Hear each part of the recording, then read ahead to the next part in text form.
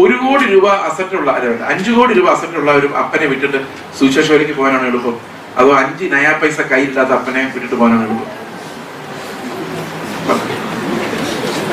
ഏതാ എളുപ്പം? 5 നയാ പൈസ ഇല്ലാത്ത അപ്പനെ എപ്പോ വിട്ടു എന്ന് ചോദിച്ചാൽ പ്രിയ സഹോദരങ്ങളെ, അസറ്റ് വർദ്ധിക്കുമ്പോൾ നമുക്ക് കർത്താവിന്റെ വേല എളുപ്പമായി വരുമല്ല, അത് തടസ്സമായി വരുമോ? യേശുവിനെ ഇടുക്ക് വഴിയിൽ മാത്രം അനുഭവിക്കാൻ പറ്റുള്ളൂ, വിശാലമായ വഴിയിൽ അവൻ അനുഭവിക്കാൻ പറ്റില്ല. അതുകൊണ്ട് ഇത് കണ്ടെത്തുന്നവർ ചുരുക്കം എന്ന് പറയുന്നത്. അത് മാത്രമല്ല, ഇടുക്ക് വഴി നിങ്ങൾക്ക് തിരഞ്ഞെടുക്കാനും പറ്റില്ല. എന്താണ് നിങ്ങൾ ഉപേക്ഷിക്കേണ്ടതെന്ന് തീരുമാനിക്കാൻ പോലും നിങ്ങളെ കൊണ്ട് പറ്റില്ല. അതുപോലും കർത്താവ് തീരുമാനിക്കണം. അതാണ് അവന്റെ രാജത്വവും പ്രഭുത്വവും. നിങ്ങൾ ഈ പ്രസംഗം കേട്ട് വിചാരിക്കണം കുറെ സ്വത്തങ്ങ് വിട്ടേക്കാം, അതുകൊണ്ടും കാര്യമില്ല. സ്വത്ത് വിട്ടെന്നുള്ള ഗമയം പറഞ്ഞുകൊണ്ട് പിന്നെ നടക്കും ജീവിതകാലം പോലെ. ദൈവത്തിന്റെ കൃപയില്ലാതെ ഒന്നും ചെയ്യാൻ പറ്റാത്ത ഒരു ജീവിതമാണ് ക്രിസ്ത്യൻ ജീവിതം. ആ ക്രൈസ്റ്റ് എലോൺ എക്സ്പീരിയൻസിനോട് നമ്മൾ വരുന്നത് വരെ ആ കൃപയുടെ സൗന്ദര്യം നമുക്ക് ഒരിക്കലും മനസ്സിലാകില്ല. അസറ്റുകളെല്ലാം കൗണ്ട് ചെയ്ത് കർത്താവേ ഇതിന് സ്തോത്രം എന്ന് പറയുന്നതിന് പകരം ദൈവമേ നിന്റെ പുത്രനെ തന്നെ എന്നെ വെളിപ്പെടുത്തി തന്നതിനായിട്ട് സ്തോത്രം എന്ന് പറയുമ്പോൾ നമ്മൾ എവിടെ നിന്ന് എങ്ങോട്ട് തിരിഞ്ഞു? എന്റെ ജീവിതത്തിൽ നിന്ന് ക്രിസ്തുവിന്റെ ജീവിതത്തിലേക്ക് തിരിഞ്ഞു. അപ്പൊ നിർജീവ പ്രവൃത്തികൾ എന്നുള്ള മാനസാന്തരം എന്ന് പറയുന്നത് ശരിക്കും ഒരു മരണമാണ്. പഴയതിനോടെല്ലാം ഉള്ള മരണം യേശുവിന്റെ ജീവനിലേക്കുള്ള അത് ആത്മാവിനാൽ സാധിക്കും. പ്രിയ സഹോദരങ്ങളെ, ആത്മാവ് നമ്മളിൽ വരുമ്പോൾ ആദ്യം സംഭവിക്കേണ്ടത് അതാണ്. കർത്താവിന് വേണ്ടിയുള്ള ഒരു ഞരക്കം, യേശുവിനെ പോലെ ആകാനുള്ള ആഗ്രഹം, അവന്റെ ജീവൻ നമ്മളിലേക്ക് ഇറങ്ങി വരുന്ന ആ വലിയൊരു സന്തോഷം, യേശു നടന്ന പോലെ നടക്കാനുള്ള ഒരു ആഗ്രഹം, അവൻ സംസാരിക്കാനുള്ള ആഗ്രഹം, ക്രിസ്തു അല്ലാതെ വേറെ ഒന്നിനെയും ആഗ്രഹിക്കാൻ പറ്റാത്ത ഒരു അനുഭവം സാധിക്കും. പ്രിയ സഹോദരങ്ങൾ, എവിടെ നോക്കിയാലും വേദപുസ്തകത്തിൽ നമ്മൾ കാണുന്നത് ഈ കർത്താവ് ക്രൂശിതനായ ക്രിസ്തുവിന്റെ ആ സൗന്ദര്യമാണ്. അത് നമ്മളെ മോഹിപ്പിക്കുന്നില്ലെങ്കിൽ അവന്റെ ആത്മാവല്ല നമ്മളെ നടത്തുന്നത്. ഇത് നിങ്ങൾ കേൾക്കുമ്പോൾ നിങ്ങളുടെ ഹൃദയത്തിൽ കർത്താവിനോടുള്ള ആഗ്രഹം ഉണ്ടാകുന്നില്ലെങ്കിൽ അവന്റെ ആത്മാവല്ല നിങ്ങളുടെ ഉള്ളിലുള്ളത്. നിങ്ങളുടെ ഉള്ളിലുള്ളത് ലോകത്തെ നടത്തുന്ന ആത്മാവാണ്. അതിനോടാണ് മോഹമെങ്കിൽ പ്രിയ സഹോദരങ്ങളിൽ വിശ്വാസം വഴിതെറ്റിപ്പോയിരിക്കുന്നത്, മാനസാന്തരം ശുഷ്കമായി പോയിരിക്കുന്നത്, ഇതെല്ലാം ഈ ലോകത്തിന്റെ ആത്മാവ് നമ്മുടെ സഭകളിൽ ശക്തമായി വ്യാപരിക്കുന്നത് കൊണ്ടാണ്. ദൈവം തരുന്നത് നമുക്ക് മതി, പക്ഷേ യേശുവിന്റെ അവകാശങ്ങൾ ഒന്നും വിട്ടുപോകരുത്. അവൻ നമുക്കായി സമ്പാദിച്ച അവകാശങ്ങളിലേക്ക് നമുക്ക് കടന്നേ പറ്റൂ. അപ്പോൾ മാനസാന്തരം എന്ന് പറയുമ്പോൾ that's not a one time experience, അത് ജീവിതകാലം മുഴുവൻ. ഇന്നും നിങ്ങൾ മാനസാന്തരത്തിലാണോ എന്ന് നിങ്ങൾ വിശ്വസിക്കണം. Are you trusting in your own works or are you looking at Christ? ക്രിസ്തുവിലേക്ക് നോക്കുക. ഇന്ന് ഞാൻ പറയേണ്ട വാക്കുകളുടെ ഭംഗിയിലേക്കല്ല, കർത്താവ് നിങ്ങളിൽ ചെയ്യേണ്ട ക്രിയകളിലേക്കാണ് ഞാൻ നോക്കുന്നത്. എനിക്ക് ഇടർച്ച വരാം, അല്ലെ, ഞാൻ ദുർബലനായ മനുഷ്യനാണ്. പക്ഷെ ദൈവത്തിന്റെ ആത്മാവ് ഇതിനിടയിലൂടെ നിങ്ങളോട് എന്റെ ദുർബലതയെ കവർ ചെയ്യുന്ന ദൈവത്തിന്റെ ആത്മാവ് നിങ്ങളോട് സംസാരിച്ചുകൊണ്ടേയിരിക്കും. മനസ്സിലെ പാവങ്ങൾക്ക് തന്നെ സൈക്യാട്രിയിലൊക്കെ മരുന്നുകൾ ഉണ്ടെന്നൊക്കെ പറയാം. ചില കാര്യങ്ങൾക്ക് കുറച്ചൊക്കെ പോസിബിളാണ്. പിന്നെ ആത്മീകമായിട്ട് ചിന്തിച്ചാലും നമുക്ക് ബൈബിളിൽ നിന്ന് പറഞ്ഞാലും റോമാലേഖനത്തിൽ പറയുമ്പോഴും ഈ പാപങ്ങളെല്ലാം ഉണ്ടാകാനുള്ള കാരണം ദൈവത്തിന് മഹത്വം കൊടുക്കാത്തതുകൊണ്ടെന്ന് ഒരു പ്രധാനപ്പെട്ട കാരണം റോമാലേഖനം 1-ാം അധ്യായത്തിൽ പറയും. അപ്പോൾ പാപത്തെ തോൽപ്പിക്കാനുള്ള ഒരു പ്രധാനപ്പെട്ട വഴി എന്ന് പറയുന്നത് എല്ലാറ്റിനും സ്തോത്രം ചെയ്യുന്നവരാകുക. എല്ലാറ്റിനും സ്തോത്രം ചെയ്യാൻ നമുക്ക് പറ്റിയാൽ നമുക്ക് പാപത്തെ തോൽപ്പിക്കാൻ സാധിക്കും. എന്തവസ്ഥയ്ക്കും കർത്താവെ ഞാൻ നിന്റെ മകനാണ്, നീ എല്ലാം നിയന്ത്രിക്കുന്ന അപ്പനാണ്, നീ അറിയാതെ ഒന്നും എനിക്ക് സംഭവിക്കാൻ പറ്റില്ല. കാരണം ദാറ്റ്സ് നോട്ട് പോസിബിൾ. കാരണം ദൈവം അങ്ങനെയാണ്.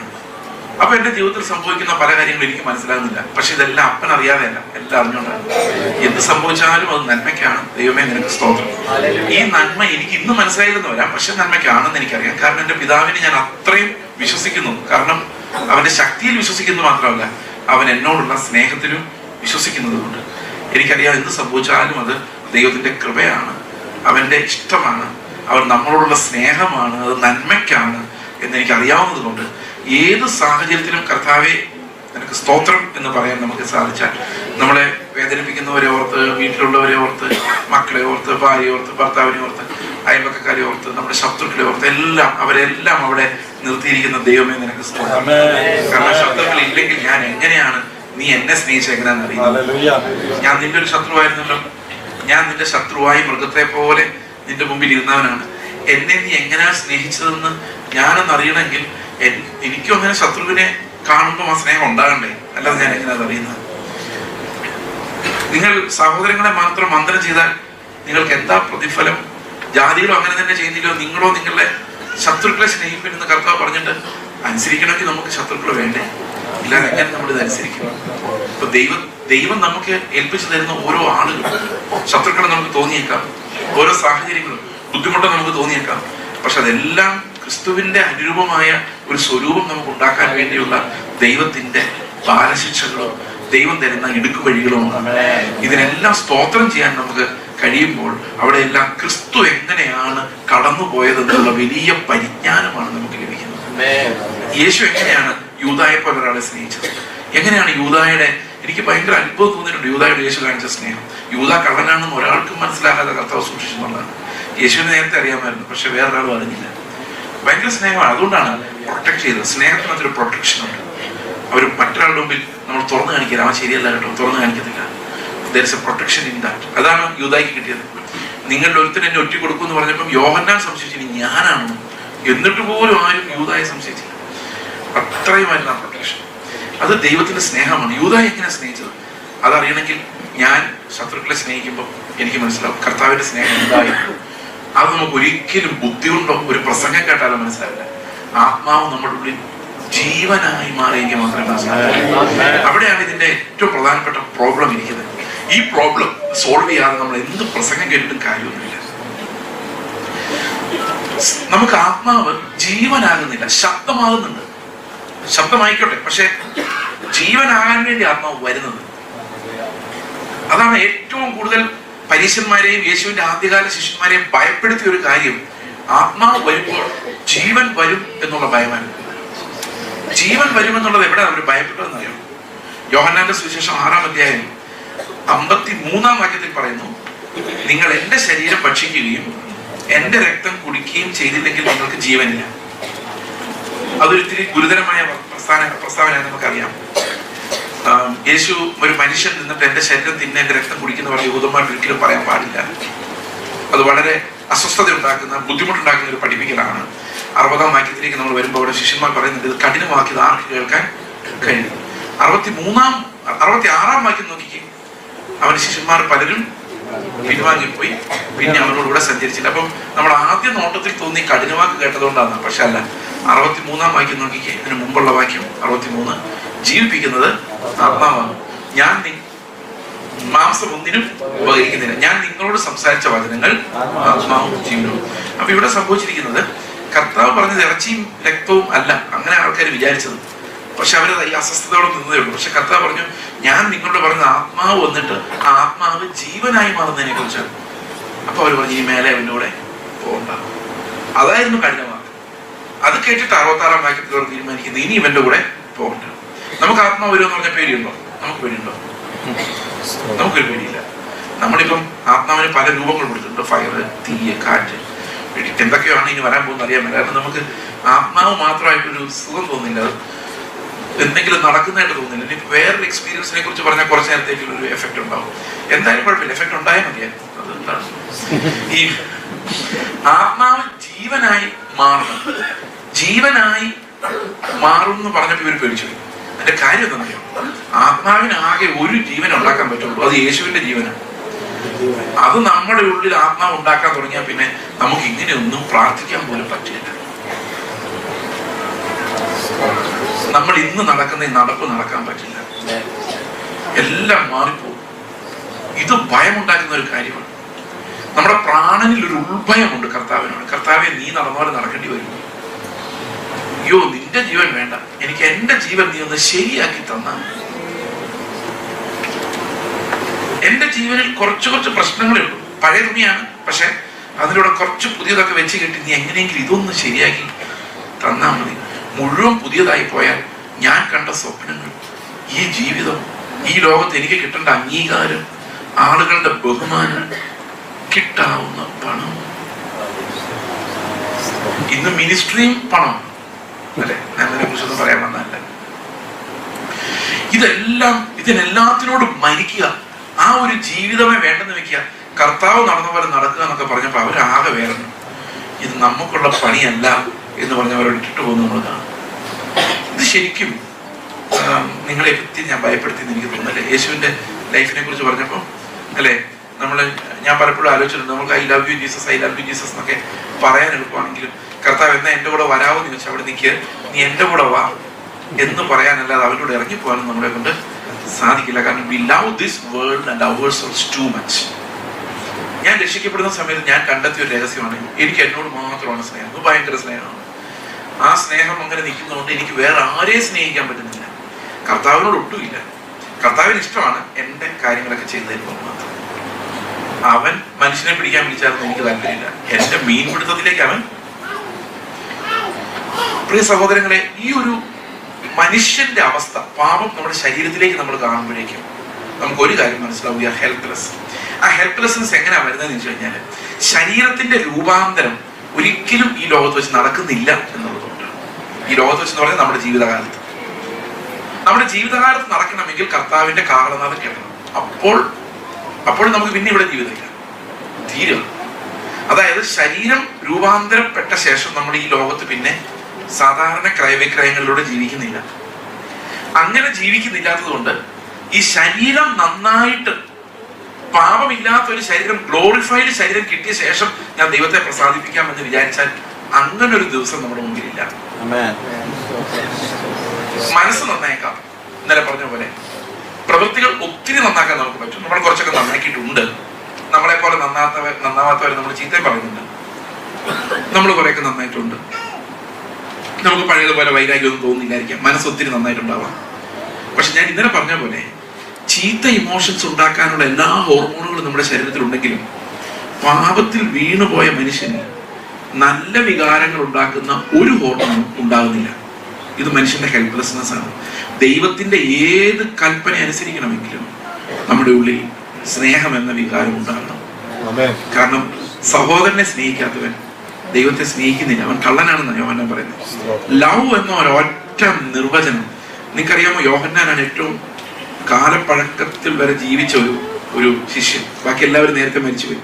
യോഹന്നാൻ 65ഓളം വർഷം ഏറ്റവും കുറഞ്ഞത് യേശുവിന്റെ കൂടെ ജീവിച്ചു. മരിച്ച ശേഷം, യേശു പുനരുത്ഥാനം ചെയ്തു പോയ ശേഷം 65 വർഷം കഴിഞ്ഞ് യോഹന്നാൻ എഴുതുമ്പോൾ യോഹന്നാൻ ഒറ്റ കാര്യം എഴുതാനുള്ളൂ, സ്നേഹം. വേറൊന്നും എഴുതാനില്ല. കാരണം യേശുവിലൂടെ നടന്നപ്പോൾ അനുഭവിച്ചതും അവൻ ആത്മാവ് നൽകിയ ഫലവും 65 വർഷത്തിന്റെ ജീവിതത്തെ ചുരുക്കി ഒരൊറ്റ വാക്കിൽ പറഞ്ഞാൽ സ്നേഹം. വേറൊന്നും പറയാനില്ല. അതാണ് യോഹന്നാൻ ഈസ് എ കേസ് സ്റ്റഡി. നമ്മളൊരു 65 വർഷം ക്രിസ്തുവിന്റെ കൂടെ നടന്നാൽ, ആത്മാവിൽ നടന്നാൽ, സകലരോടും ക്രിസ്തുവിന്റെ സ്നേഹത്തോടെ നോക്കാൻ പറ്റുന്ന ഒരു ഹൃദയമുണ്ടാകും. അത് യേശുവിന്റെ ജീവൻ നമ്മൾ വളർന്ന് വരുന്നതാണ്. അത് വരുന്നില്ലെങ്കിൽ നമ്മുടെ ആത്മാവിനെ നമ്മൾ വിവേചിക്കണം. Are we being filled with the life of Jesus Christ or are we being filled by the life of this world? ഈ ലോകത്തിന്റെ ആത്മാവിനാലാണോ നമ്മൾ നിറയുന്നത്, അതോ യേശു ക്രിസ്തുവിന്റെ ജീവനാലാണോ നമ്മൾ നിറയുന്നതെന്ന് വിവേചിക്കേണ്ടത് അന്ത്യകാലത്ത് വളരെ പ്രധാനപ്പെട്ട ഒരു കാര്യം. ഈ ഹെൽപ്ലെസ്നെസ്സിനെ കുറിച്ച് പൗലോസ് പറയുന്നത് റോമാ ലേഖനം 7-ാം അധ്യായത്തിലാണ്. എനിക്കിത് പറയാതിരിക്കാൻ കഴിയില്ല. കാരണം എന്നോട് പലരും ചോദിച്ചിട്ടുണ്ട്, നീ എപ്പോഴും ക്രൂശും കർത്താവും ക്രൂശും. എന്റെ പിതാവ് തന്നെ ചോദിച്ചു, പഴയ നിയമത്തിലൊക്കെ എന്തുമാത്രം വിഷയങ്ങളുള്ളത്. ഞാൻ പറഞ്ഞു, എന്ത് ചെയ്യാൻ? ഏത് പുസ്തകം എവിടെ തുറന്നാലും എനിക്ക് കർത്താവിനെ അല്ലാതെ വേറൊന്നും കാണാൻ പറ്റുന്നില്ല എന്നുള്ളതാണ് സത്യം. He on the cross praying and bleeding for me. എനിക്ക് വേണ്ടി രക്തം, അവസാന തുള്ളി വേർപ്പും തീർന്നിട്ട് പിന്നെ രക്തത്തുള്ളികൾ എനിക്കായിട്ട് വീഴുന്ന ആ ഗെത്സമനയിലെ കാഴ്ച, ക്രൂശിൽ എന്നെ ഓർത്തുകൊണ്ട്, എന്നെ വ്യക്തിപരമായി ഓർത്തുകൊണ്ട് ക്രൂശിൽ കിടന്ന് എനിക്ക് വേണ്ടി വേദന സഹിക്കുന്ന കർത്താവിനപ്പുറത്ത് വേറൊന്നും ഈ ബൈബിളിലില്ല. You read Genesis or Revelation, you can only know more and more about Jesus Christ and nothing else. അതുകൊണ്ടാണ് പൗലോസ് പറയുന്നത്, ക്രൂശിതനായ ക്രിസ്തുവിനെ അല്ലാതെ വേറൊന്നിനെയും അറിയാത്തവനായി ഞാൻ നിങ്ങളുടെ ഇടയിലിരിക്കുന്നു. വേറൊന്നും അറിയേണ്ട കാര്യമില്ല. You only need to know that much. Who is Christ? ആരാണ് ക്രിസ്തു? അവൻ എന്ത് ചെയ്യുമായിരുന്നു എന്നുള്ളതാണ് പരിജ്ഞാനം, റെവലേഷൻ. അതാണ് നമുക്ക് ഓരോ ജീവിതത്തിന്റെ ഓരോ ഘട്ടത്തിലും നമുക്ക് ആവശ്യമായിട്ട് വരുന്നത്. ഇവിടെ ദയനീയാവസ്ഥയെക്കുറിച്ച് നമ്മൾ ചിന്തിച്ച് നോക്കിയാൽ, എനിക്ക് എൻ്റെ ദയനീയാവസ്ഥകളെ കുറിച്ച് ഒത്തിരി ചിത്രങ്ങളുണ്ട്. എൻ്റെ ലൈഫിൽ എപ്പോഴും ഞാൻ മനസ്സിലാക്കുന്ന, ദൈവം പലപ്പോഴും അടി തന്ന് മനസ്സിലാക്കുന്നുള്ള കാര്യമാണ് you are a big zero എന്നുള്ള കാര്യം. You are a big zero. Again I'm comfortable with that. കാരണം എനിക്കറിയാം, ഞാൻ സീറോ ആയിരിക്കുന്നിടത്തെല്ലാം, ബലഹീനായിരിക്കുന്നിടത്തെല്ലാം നിറയുന്ന കർത്താവിന്റെ ഒരു കൃപ എന്ന് പറയുന്നത്. അതുകൊണ്ട് I boast in my weaknesses എന്ന് പൗലോസ് പറയുമ്പോൾ, എവിടെയാണോ ഒരു മനുഷ്യന് അവന്റെ പാപത്തിന്റെ ഡെപ്ത് മനസ്സിലാകുന്നത്, കൃപക്കാർ ഇതിനെ വ്യാഖ്യാനിച്ച് പാപം ചെയ്യുന്ന വർദ്ധിക്കുമ്പോൾ കൃപ പെരുകും. അങ്ങനെയല്ല, നമ്മൾ പാപത്തെ എത്ര ആഴമായി സെൻസ് ചെയ്യുന്നു അതനുസരിച്ച് നമുക്ക് കൃപ നമ്മളെ എത്ര വലുതായിട്ടാണ് പൊതിഞ്ഞിരിക്കുന്നത് മനസ്സിലാവുന്നതിനകത്ത്. The more you sense about the sinfulness inside you, you will understand how amazing is God's grace. അതാണ് എന്റെ കാര്യം. നമ്മൾ ട്രാൻസ് ട്രാൻസ്ഗ്രഷൻ എന്തുമാത്രം ഉണ്ട് അത് നിയമമായിട്ട് ബന്ധിപ്പിച്ച് അവർ പറയുന്നത്. നമ്മുടെ ട്രാൻസ്ഗ്രഷന്റെ അളവ് മനസ്സിലാവാൻ തോറും you have the ability to look into yourself, നിങ്ങളെ തന്നെ കാണാനുള്ള കഴിവ്. അപ്പൊ ഇവിടെ ഒരു നിസ്സഹായാവസ്ഥയുടെ മുമ്പിൽ, കർത്താവിന് മുമ്പിൽ ഞാൻ നിൽക്കുക. എനിക്ക് അനേകം എക്സാമ്പിൾസ് പറയാനുണ്ട് ഈ നിസ്സഹായാവസ്ഥയിലോട്ട്. എന്നെ ശരിക്കും ദൈവം ഈ ബ്രോക്കൺനെസ് കാണിച്ചു തന്നത്, ഐ ആം നത്തിങ് എന്ന് കാണിച്ചു തന്ന ഒരു ഉദാഹരണം ഞാൻ നിങ്ങളോട് പറയാം. ഒരുപക്ഷെ നിങ്ങൾ നേരത്തെ കേട്ടിട്ടുണ്ടാവും, ആരെങ്കിലും വീഡിയോയിൽ കേൾക്കുന്നത് വളരെ കുറവാണെന്ന് ഞാൻ വിചാരിക്കുന്നു. സ്റ്റിൽ എനിക്ക് 4 മക്കളാണുള്ളത്. 4 മക്കൾ. അതില് 3 പേര് അഡോപ്റ്റഡ് പിള്ളേർ, സ്വന്തം രക്തത്തിൽ പിറന്ന ഒരു മോനാണ്. 2 മക്കളുണ്ടായിരുന്നു. ഒരു കുഞ്ഞ് 1.25 വയസ്സായപ്പം രണ്ടാമത്തെ മോൻ മരിച്ചു. 3 കുഞ്ഞുങ്ങളെ ഞങ്ങൾ അഡോപ്റ്റ് ചെയ്ത് വളർത്തുന്നുണ്ടായിരുന്നു. ഞങ്ങൾ ആന്ധ്രയിലെ മിഷൻ ഫീൽഡിൽ നിന്ന് കിട്ടിയ 3 പിള്ളേരാണ്. അവർക്ക് വേറെ പേരൻസ് ഒന്നുമില്ല. അവരെല്ലാം എയ്ഡ്സ് ആയിട്ട് മരിച്ചുപോയ പേരൻസിന്റെ പിള്ളേരാണ്. അതിലൊരു മോൻ HIV പോസിറ്റീവ്. അവനിപ്പോ ബാംഗ്ലൂരിൽ ഒരു കെയർ സെന്ററിലാണ് താമസിക്കുന്നത്. കഴിഞ്ഞ 9 വർഷം 2017 ജൂലൈയിൽ ഞാൻ കുടുംബമായിട്ട് അവനെ കാണാൻ വേണ്ടി ഈ കെയർ സെന്ററിൽ ചെന്നു. ഇടയ്ക്കിടയ്ക്ക് ഞങ്ങൾ പോകാറുണ്ട്. അവിടെ ചെന്നപ്പോഴ് ഞങ്ങൾ അവനോട് വർത്തമാനമൊക്കെ പറഞ്ഞ് കുറേ നേരം അവിടെ സ്പെൻഡ് ചെയ്തു. ചോക്ലേറ്റ്സ് ഐസ്ക്രീമൊക്കെ വാങ്ങിച്ചു കൊടുത്തു. അവിടെ പിള്ളേർക്കെല്ലാം തിരിച്ച് കാറിലോട്ട് കയറുമ്പം എൻ്റെ ഉള്ളിലൊരു പ്രേരണ തോന്നി, ഒന്നുകൂടെ പോയി ഇവനോടൊരു ബൈ പറഞ്ഞു. ഞാൻ തിരിച്ചു ചെന്ന് അവൻ്റെ അടുത്ത് നിന്നിട്ട് അവനെ കൈ വെച്ചിങ്ങനെ കെട്ടിപ്പിടിച്ചിട്ട് അവനോട് പറഞ്ഞു, മോനെ പപ്പ പോവാണ്, അടുത്ത മാസം വരാം. ഇവ നേരെ വട്ടം എന്നെ മുറുക്കിയാൻ കെട്ടിപ്പിടിച്ചിട്ട് ഒരൊറ്റ കരച്ചിലൊക്കെ. കരച്ചിലെന്ന് പറഞ്ഞാൽ എനിക്ക് അവനെ നിയന്ത്രിക്കാനൊന്നും പറ്റാത്ത രീതിയിലുള്ള കരച്ചിലാണ്. എൻ്റെ ഷർട്ട് മുഴുവൻ നനഞ്ഞു കുളിച്ച് ഒഴുകുമായി. ഞാൻ വിചാരിച്ചു കരഞ്ഞ് തീർക്കട്ടെ എന്ന് വിചാരിച്ചു. 5-10 മിനിറ്റോളം 10 മിനിറ്റ് മേളിൽ അങ്ങനെ നിന്നിട്ട് അവസാനം ചിരിച്ചു. ഞങ്ങൾ ബൈ പറഞ്ഞു ഇറങ്ങി. വണ്ടി ഓടിക്കുമ്പോൾ ഞാൻ കർത്താവിനോട് ചോദിച്ചു, കർത്താവേ, എന്തുകൊണ്ടാണ് എനിക്ക് എൻ്റെ മകനെ പോലെ ഇവനെ എൻ്റെ വീട്ടിൽ നോക്കാൻ പറ്റാതായി പോയത്? അപ്പൊ കർത്താവ് പറഞ്ഞു, അവൻ നിന്റെ രക്തത്തിൽ പിറന്ന മകൻ അല്ലാത്ത. ഞാൻ സത്യം പറഞ്ഞ് ഞെട്ടിപ്പോയി. കാരണം എൻ്റെ വിചാരം എനിക്ക് അവനോട് സ്നേഹമുണ്ടെന്ന്. പക്ഷെ കർത്താവിൻ്റെ ആത്മാവ് എന്നെ വെളിപ്പെടുത്തി തന്ന എൻ്റെ ഉള്ളിൽ അവനോട് ഒരു സ്നേഹമില്ല. ഞാൻ പറഞ്ഞു, കർത്താവ് എന്താണ് ഇങ്ങനെ? 3 വയസ്സുള്ളപ്പോൾ അവൻ എടുക്കുമ്പോൾ അവൻ്റെ ആരോഗ്യം വളരെ മോശമായിരുന്നു. അവൻ്റെ ഗർഭിൽ നിന്നും ബ്ലീഡിങ് ഉണ്ടായിരുന്നു, കയ്യിൽ നിന്ന് ലൂസ് മോഷൻസ്, പനി, പലതരം സിക്നസ് ഉണ്ടായിരുന്നു. ഞങ്ങൾ അന്ന് അവനെ എടുത്തുകൊണ്ട് നടന്നു, ഹോസ്പിറ്റലിൽ കൊണ്ടുപോയി, വീട്ടിൽ വളർത്തി, ഞങ്ങളുടെ പിള്ളേരോട് കളിച്ചു, സ്കൂളിൽ കൊണ്ടുപോയി ചേർത്തു, അപ്പനമ്മയെന്ന് പേര് മാറ്റി മകനെ പോലെ തന്നെ വളർത്തി. 10 വർഷം വളർത്തി കഴിഞ്ഞപ്പോൾ അവന് TB, സെക്കൻഡറി ഇൻഫെക്ഷൻസ് തുടങ്ങി, കോംപ്ലിക്കേഷൻസ് ആയി, ശ്വാസം മുട്ടില്ല, രാത്രി രോഗം, ഓക്സിജൻ മാസ്ക് വെക്കേണ്ട അവസ്ഥ വന്നു, നിങ്ങളെ ബ്രീത്തിങ് ഹെൽപ്പ് ചെയ്യാൻ വേണ്ടിയിട്ടുള്ള ഡിവൈസൊക്കെ വെക്കേണ്ടി വന്നു. അങ്ങനെ കോംപ്ലിക്കേഷൻസ് പലതായപ്പോഴല്ലേ കർത്താവെ ഞങ്ങൾ അവനെ കെയർ സെന്ററിലേക്ക് വിട്ടത്. അവനെ കൊണ്ട് കേരളത്തിലേക്ക് എങ്ങനെ പോയി? ഞങ്ങൾ ആന്ധ്രയിൽ മിഷൻ ഫീൽഡിലായിരുന്നു 10 വർഷത്തോളം. അപ്പൊ കർത്താവ് പറഞ്ഞു, നീ പണ്ട് തൊട്ടേ എക്സ്ക്യൂസ് ഉണ്ടാക്കാൻ ഭയങ്കര മിടുകനാണ്. അതെന്നെ കുറിച്ച് ഒത്തിരി പേര് പറഞ്ഞിട്ടുണ്ട്. വിശ്വാസം വന്ന ശേഷം എന്ത് ചെയ്താലും അതിനൊരു എക്സ്ക്യൂസ് പറഞ്ഞ് രക്ഷപ്പെടാൻ എനിക്ക് ഭയങ്കര കഴിവാണ്.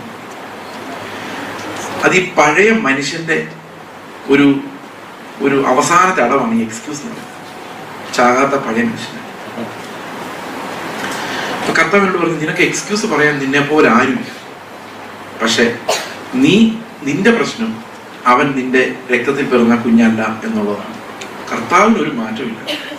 അത് തന്നെയാ പറയുന്നത്. എന്റെ ന്യായങ്ങളൊക്കെ കർത്താവ് കേൾക്കുന്നുണ്ട്. പ്രിയ സഹോദരങ്ങൾ, ഇങ്ങനെ കർത്താവ് സംസാരിക്കുമെന്ന് നിങ്ങൾ ചോദിക്കുമായിരിക്കും. ഞാൻ നിങ്ങളോട് പറയുന്നത് ഇങ്ങനെ കർത്താവിനെ കേൾക്കണമെന്ന്. അങ്ങനെയാ കേൾക്കേണ്ടത്. ജീവിതത്തിന്റെ ഘട്ടങ്ങൾ വരുമ്പോൾ യേശു എന്തായിരിക്കുമെന്നും എന്റെ പാപം എന്താണെന്നും ഞാൻ എവിടാ നിൽക്കുന്നതെന്നും ഞാൻ വിശ്വാസത്താലല്ല കാഴ്ചയാലും എന്റെ പ്രാണനിലുമാണ് ജീവിക്കുന്നതെന്നും എന്നെ ബോധ്യപ്പെടുത്താനായി ആത്മാവ് വന്നിരിക്കുന്നത്.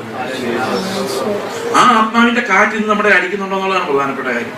ഇല്ലെങ്കിൽ ആ കാറ്റ് നമ്മുടെ ഇടയിൽ വീശുന്നവരെ നമ്മൾ നിലവിളിക്കണം. കാരണം നിലവിളിച്ച് കരയേണ്ട ഒരു സമയം നമ്മുടെ സഭകൾക്കായിട്ടുണ്ട് അന്ത്യകാലത്ത്. ഞാൻ ആകെ വിഷമിച്ചു. ഞാൻ കർത്താവിനോട് പറഞ്ഞു, കർത്താവേ, യു ആർ റൈറ്റ്. അപ്പൊ എന്റെ മനസ്സിലേക്ക് പെട്ടെന്ന് ഈ വെളിച്ചം ഉണ്ടായി. എനിക്ക് മനസ്സിലായി എന്റെ പാപം എന്താണ്. 2ാമത്തെ പ്രാവശ്യം കർത്താവ് ഓർപ്പിച്ചപ്പോൾ എനിക്ക് മനസ്സിലായി. ഞാൻ കർത്താവിനോട് പറഞ്ഞു, ശരിയാണ്, അവൻ എന്റെ രക്തത്തിൽ പിറന്ന കുഞ്ഞായിരുന്നെങ്കിൽ ഞാൻ അവനെ ബാംഗ്ലൂരിലെ കെയർ സെന്ററിൽ വിട്ടിട്ട് കേരളത്തിൽ പോയി വീട് താമസിക്കില്ല. ബാംഗ്ലൂരിൽ അവന്റെ കെയർ സെന്ററിന് അടുത്ത് തന്നെ ഒരു വീട് എടുത്തേനെ. എല്ലാ ദിവസവും രാവിലെ പോയി അവനെ കെട്ടിപ്പിടിച്ച് കരഞ്ഞേനെ, അവനെ ഓർത്ത് വിലപിച്ചേനെ, അവന് വേണ്ടി പ്രാർത്ഥിച്ചേനെ. അവന്റെ പുറകെ നിന്ന് മാറാതെ ഡോക്ടർമാരെ അന്വേഷിച്ച് ലോകത്തിൽ എവിടെയെങ്കിലും ഇതിന് മരുന്നുണ്ടോ എന്ന് അന്വേഷിച്ചുകൊണ്ട് വന്നേനെ. ഞാനിതൊന്നും ചെയ്യുന്നില്ല. ഞാൻ കർത്താവിനോട് പറഞ്ഞു, കർത്താവേ ഞാൻ ഒന്നും ചെയ്തിട്ടില്ല. കർത്താവ് പറഞ്ഞു, ശരിയാണ്, നിനക്ക് കിട്ടിയേക്കുന്ന മാർക്ക് 0 ആണ്. ഈ പണി ചെയ്തതിന് മൊത്തം കിട്ടിയേക്കുന്ന 0 ആണ്. കാരണം എന്താ? സ്നേഹം ഇല്ല. സ്നേഹമില്ലാതെ എന്ത് ചെയ്താലും അത് നിർജീവ പ്രവൃത്തിയാണ്, അതിനകത്ത് ക്രിസ്തു ഇല്ല. ഞാൻ പറഞ്ഞു, കർത്താവെ ഞാൻ ബാംഗ്ലൂരിൽ അവന്റെ കെയർ സെന്ററിന്റെ അടുത്ത് ഞാൻ വീടെടുക്കാം. കർത്താവ് പറഞ്ഞു, നീ അതിന്റെ അകത്ത് വീടെടുത്താലും നിന്റെ ശരീരത്തിന് സ്നേഹം ഉണ്ടാവില്ല. You are lost. ഇത് മനസ്സിലായിട്ടുണ്ടോ നിങ്ങൾക്ക്?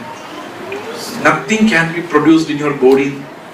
ദൈവത്തിന് മുമ്പിൽ നമ്മൾ നിസ്സഹായരും മൃഗത്തെ പോലെയാണെന്ന് ഇത് തിരിച്ചറിഞ്ഞെങ്കിൽ മാത്രമേ നമുക്കൊരു ഹെൽപ്ലെസ്നെസ് തോന്നുള്ളൂ. ആ ഹെൽപ്ലെസ്നെസ് നമുക്ക് തോന്നുന്നത് വരെ നമുക്ക് ബ്രോക്കൺ ആകാൻ കഴിയത്തില്ല.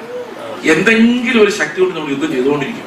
ചെറിയൊരു അത്തീല കൊണ്ട് നമ്മൾ ഫൈറ്റ് ചെയ്യും ദൈവത്തിന്റെ അടുത്ത്. ഞാൻ അത്ര മോശക്കാരനൊന്നുമല്ലെന്നെ എന്നോട് തന്നെ ഞാൻ പറയും. അങ്ങനെ കാര്യമില്ല. ഞാൻ പ്രാർത്ഥിക്കുന്നവരെ പ്രാർത്ഥിക്കുന്ന ആരുണ്ട്? ഇല്ലേ? നമുക്ക് കുറച്ച് നീതി പ്രവൃത്തികളുണ്ട് അങ്ങനെ നമുക്ക് പിടിച്ചു നീക്കാൻ വേണ്ടി, മനുഷ്യരുടെ മുമ്പിലും ദൈവത്തിന് മുമ്പിലും. എന്നെ പോലെ വെള്ളവസ്ത്രം ധരിച്ച് ക്ലീൻ ഷേവ് ചെയ്ത് അല്ലെ, സ്നാനപ്പെട്ട്, അതൊക്കെ ഭയങ്കര നീതിയാണ് അല്ലെ. സ്നാനപ്പെട്ട് ആഭരണം മുടി, എന്തൊക്കെയാ നമ്മൾ ചെയ്തേക്കുന്നത്. അപ്പം സഹോദരനെ സ്നേഹിച്ചില്ലെങ്കിലും കർത്താവ് നമ്മളെ കൈവിടുവോ? ഇത്രയൊക്കെ ചെയ്തതല്ലേ. പരീക്ഷന്മാർ അങ്ങനെയൊക്കെ വിചാരിച്ചു, ഇത്രയൊക്കെ ചെയ്തതല്ലേ. പക്ഷെ പ്രിയ സഹോദരങ്ങളെ, ദൈവം സ്വർഗത്തിലേക്ക് നമ്മളെ കൊണ്ടുപോകുന്നു. അവന്റെ നീതി വസ്ത്രമില്ലാത്ത ഒരൊറ്റ മനുഷ്യന് പോലും അവിടെ പ്രവേശിക്കാൻ സാധിക്കും. അവിടുത്തെ പ്രശ്നം അതാണ്. അവിടെ യേശുവിനെ പോലെ അല്ലാത്ത, ആ രൂപാന്തരം പ്രാപിക്കാത്ത ഒരൊറ്റ ആള് പോലും, കല്യാണ വസ്ത്രം ഇല്ലാത്ത ഒരാള് പോലും അവിടെ സദ്യക്ക് ഉണ്ടാവില്ല. കാരണം അത് കർത്താവ്. അപ്പൊ നമുക്ക് വേറെ പ്രോബ്ലം എന്താണെന്നറിയോ? ഇത് നമ്മളെ കൊണ്ട് കഴിയുകയില്ല. അവിടെയാണ് ക്രൈസിസ്. ഇപ്പൊ ഞാൻ എത്ര വിചാരിച്ചാലും എന്റെ ഉള്ളിൽ ഇത് ഉണ്ടാക്കാൻ പറ്റില്ല. എത്ര വിചാരിച്ചാലും സാധിക്കില്ല. കാരണം ഐ ആം ഡെഡ്. ഞാൻ മരണാവസ്ഥയിലാണ്. എനിക്ക് ആത്മാവിന്റെ ഒരു ഫലവും എന്റെ ശരീരത്തിൽ ഉണ്ടാക്കാൻ സാധിക്കില്ല. എന്റെ ശരീരം ബലഹീനമാണ്. എന്റെ ശരീരം വേറെ എന്തെങ്കിലും വികാരങ്ങൾ തന്നോണ്ടിരിക്കും. So helpless because of that body. അതാ പൗലോസ് പറയുന്നേ, ഈ മരണകരമായ, മരണത്തിനധീനമായ ശരീരത്തിൽ നിന്ന് എന്നെ ആർക്ക് വിടുവിക്കും. നമ്മൾ ബൈബിളിൽ നോക്കിയാൽ എല്ലാ ശിഷ്യന്മാരും, ആദ്യം മുതലുള്ള വിശുദ്ധന്മാർ, ഉൽപ്പത്തി 1 മുതൽ ആദം മുതൽ ഇങ്ങോട്ട്, നമ്മൾ പാപം ചെയ്ത ശേഷമുള്ള ആദം മുതൽ ഇങ്ങോട്ട് വെളിപ്പാടിലെ യോഹന്നാൻ യേശുവിന്റെ മുൻപിൽ കമന്ന് കിടക്കുന്ന സീൻ വരെ നോക്കിയാൽ നമുക്കൊരു കാര്യം മനസ്സിലാവും. ദൈവത്തിന് മുൻപിൽ ഹെൽപ്ലെസ് ആയിട്ട് തോന്നാത്ത ഒരാൾ രക്ഷപ്പെട്ടിട്ടില്ല.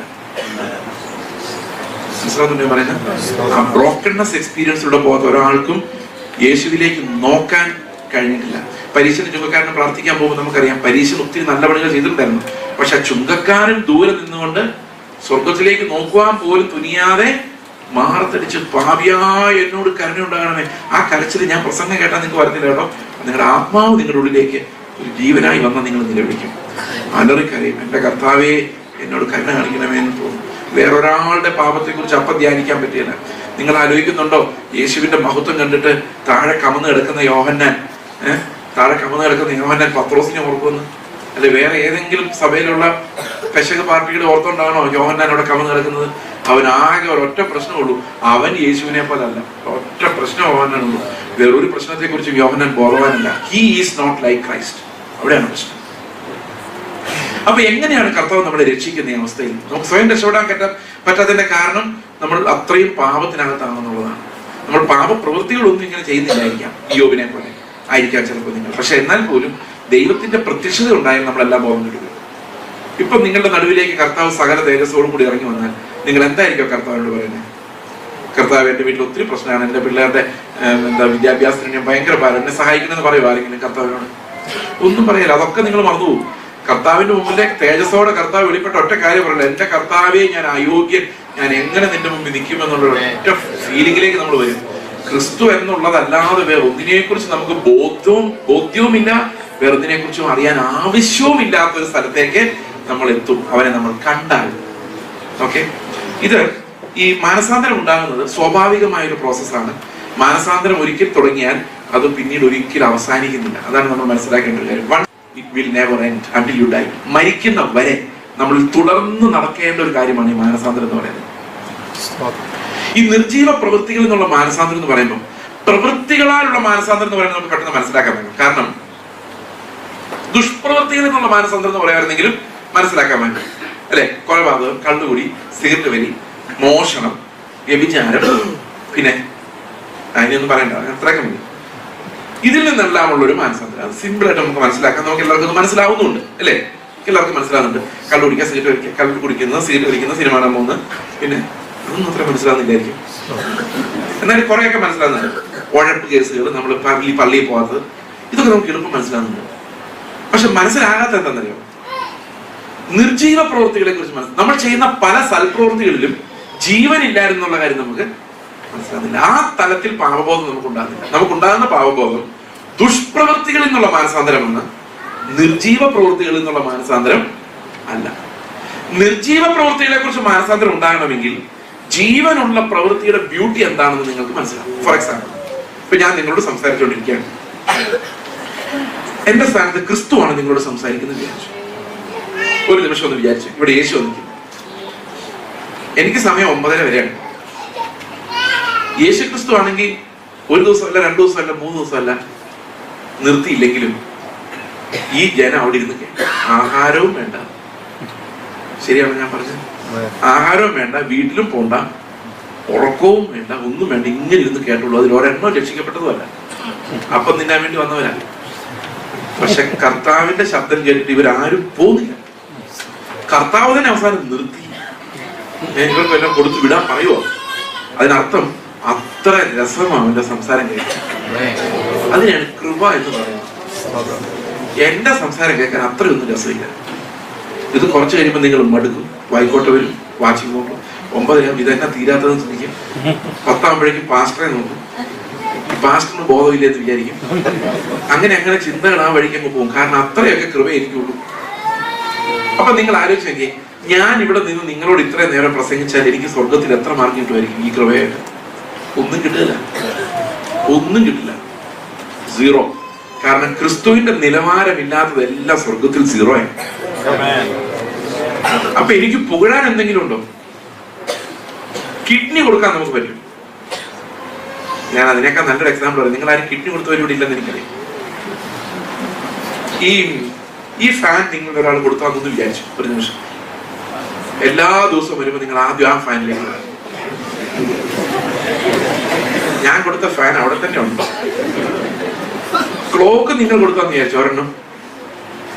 ആ ക്ലോക്കിൽ ബാറ്ററി ഇടാൻ പാസ്റ്റർ മറന്നുപോയാൽ നിങ്ങൾക്ക് സഹിക്കാൻ പറ്റില്ല. കാരണം നിങ്ങളുടെ ക്ലോക്ക് അത്. നമ്മൾ ചെയ്യുന്ന എല്ലാ പ്രവൃത്തികളിലും ഒരു ഞാൻ ഇങ്ങനെ നിൽക്കും. അത് കളയാൻ പറ്റില്ല.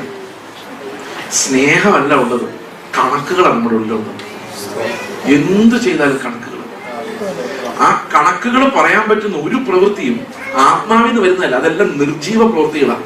സന്തോഷമായിട്ട് എല്ലാവർക്കും ചർച്ച പണിയാൻ പൈസ കൊടുത്തത്, പാസ്റ്റർമാരെ സപ്പോർട്ട് ചെയ്തത്, ഒരു സഹോദരങ്ങളെ മിഷണറിമാരെ സപ്പോർട്ട് ചെയ്യുന്നത്. ഞങ്ങൾ എത്ര മിഷണറിമാരെ സപ്പോർട്ട് ചെയ്യുന്ന അറിയാം. ഇതെല്ലാം നമുക്ക് അവരുടെ മേലുള്ളൊരു അവകാശമായിട്ടാണ് മാറുന്നല്ലേ. ഞങ്ങളുടെ പൈസ മേടിച്ചോണ്ട് അവൻ സുവിശേഷ വേല ചെയ്യുന്നുണ്ടോ എന്നൊന്ന് പോയി അന്വേഷിച്ചേക്കാം. കാരണം എന്താ? ഞങ്ങളുടെ പൈസ, എല്ലാവരുടെ പൈസയാണ് നമ്മൾ അന്വേഷിക്കേണ്ട കാര്യം. നമ്മൾ എന്തെവിടെ കൊടുത്താലും, മക്കൾക്ക് കൊടുത്താൽ പോലും നമുക്ക് കണക്കുണ്ട്.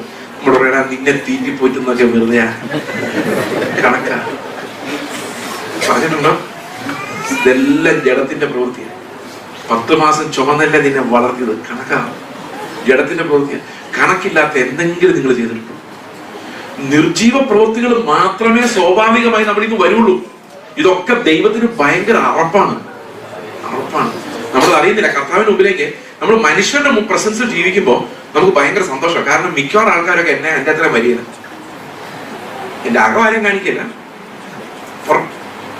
എന്റെ അയൽക്കാരൻ മുസ്ലിമാണ്, അപ്പുറത്തെ ഹിന്ദുവാണ്, ഇതിനപ്പുറത്തെ വേറെ ജാതിയാണ്, മതം. അവരാരും എത്രയും വരികയില്ല. എന്റെ അത്രയും വരികയെന്നാണ് ഞാൻ വിചാരിക്കുന്നത്. അപ്പൊ എന്റെ അത്രയും വരികയാണെന്ന് എനിക്ക് ഭയങ്കര സമാധാനം. മനുഷ്യരുടെ മുമ്പിൽ ഭയങ്കര സമാധാനം. പക്ഷെ എപ്പോഴാണ് സമാധാനം പോകുന്നല്ലോ? കർത്താവിന്റെ മുമ്പിലേക്ക് വരുമ്പോൾ സമാധാനം. അങ്ങനെ നമ്മളങ്ങ് ചെന്ന് നിൽക്കാനും തയ്യാറല്ല. കാരണം നമുക്ക് അങ്ങോട്ടും ഇങ്ങോട്ടുള്ള കമ്പാരിസൺ, ആ ചർച്ച ഈ ചർച്ച കമ്പാരിസൺ കൊണ്ട് നമുക്ക് സാറ്റിസ്ഫൈഡ് ആണ്. മനസ്സിലാകുന്നുണ്ടോ ഞാൻ പറയുന്നത്? ഇതെല്ലാം നിർജീവ പ്രവൃത്തികൾ വളരുന്തോറുമുള്ള പ്രോബ്ലം എന്താണെന്നറിയോ? മാനസാന്തരപ്പെടാൻ പറ്റാത്തവരായിട്ട് നമ്മൾ മാറുന്നു. നിർജീവ പ്രവൃത്തികൾ നമ്മളിൽ വന്ന് വർദ്ധിക്കും തോറും നമ്മളെ തകർക്കാൻ പറ്റില്ല. കാരണം നമ്മൾ മിടുക്കന്മാരാണ്, നമ്മൾ ഒരു തെറ്റ് ചെയ്തിട്ടില്ല.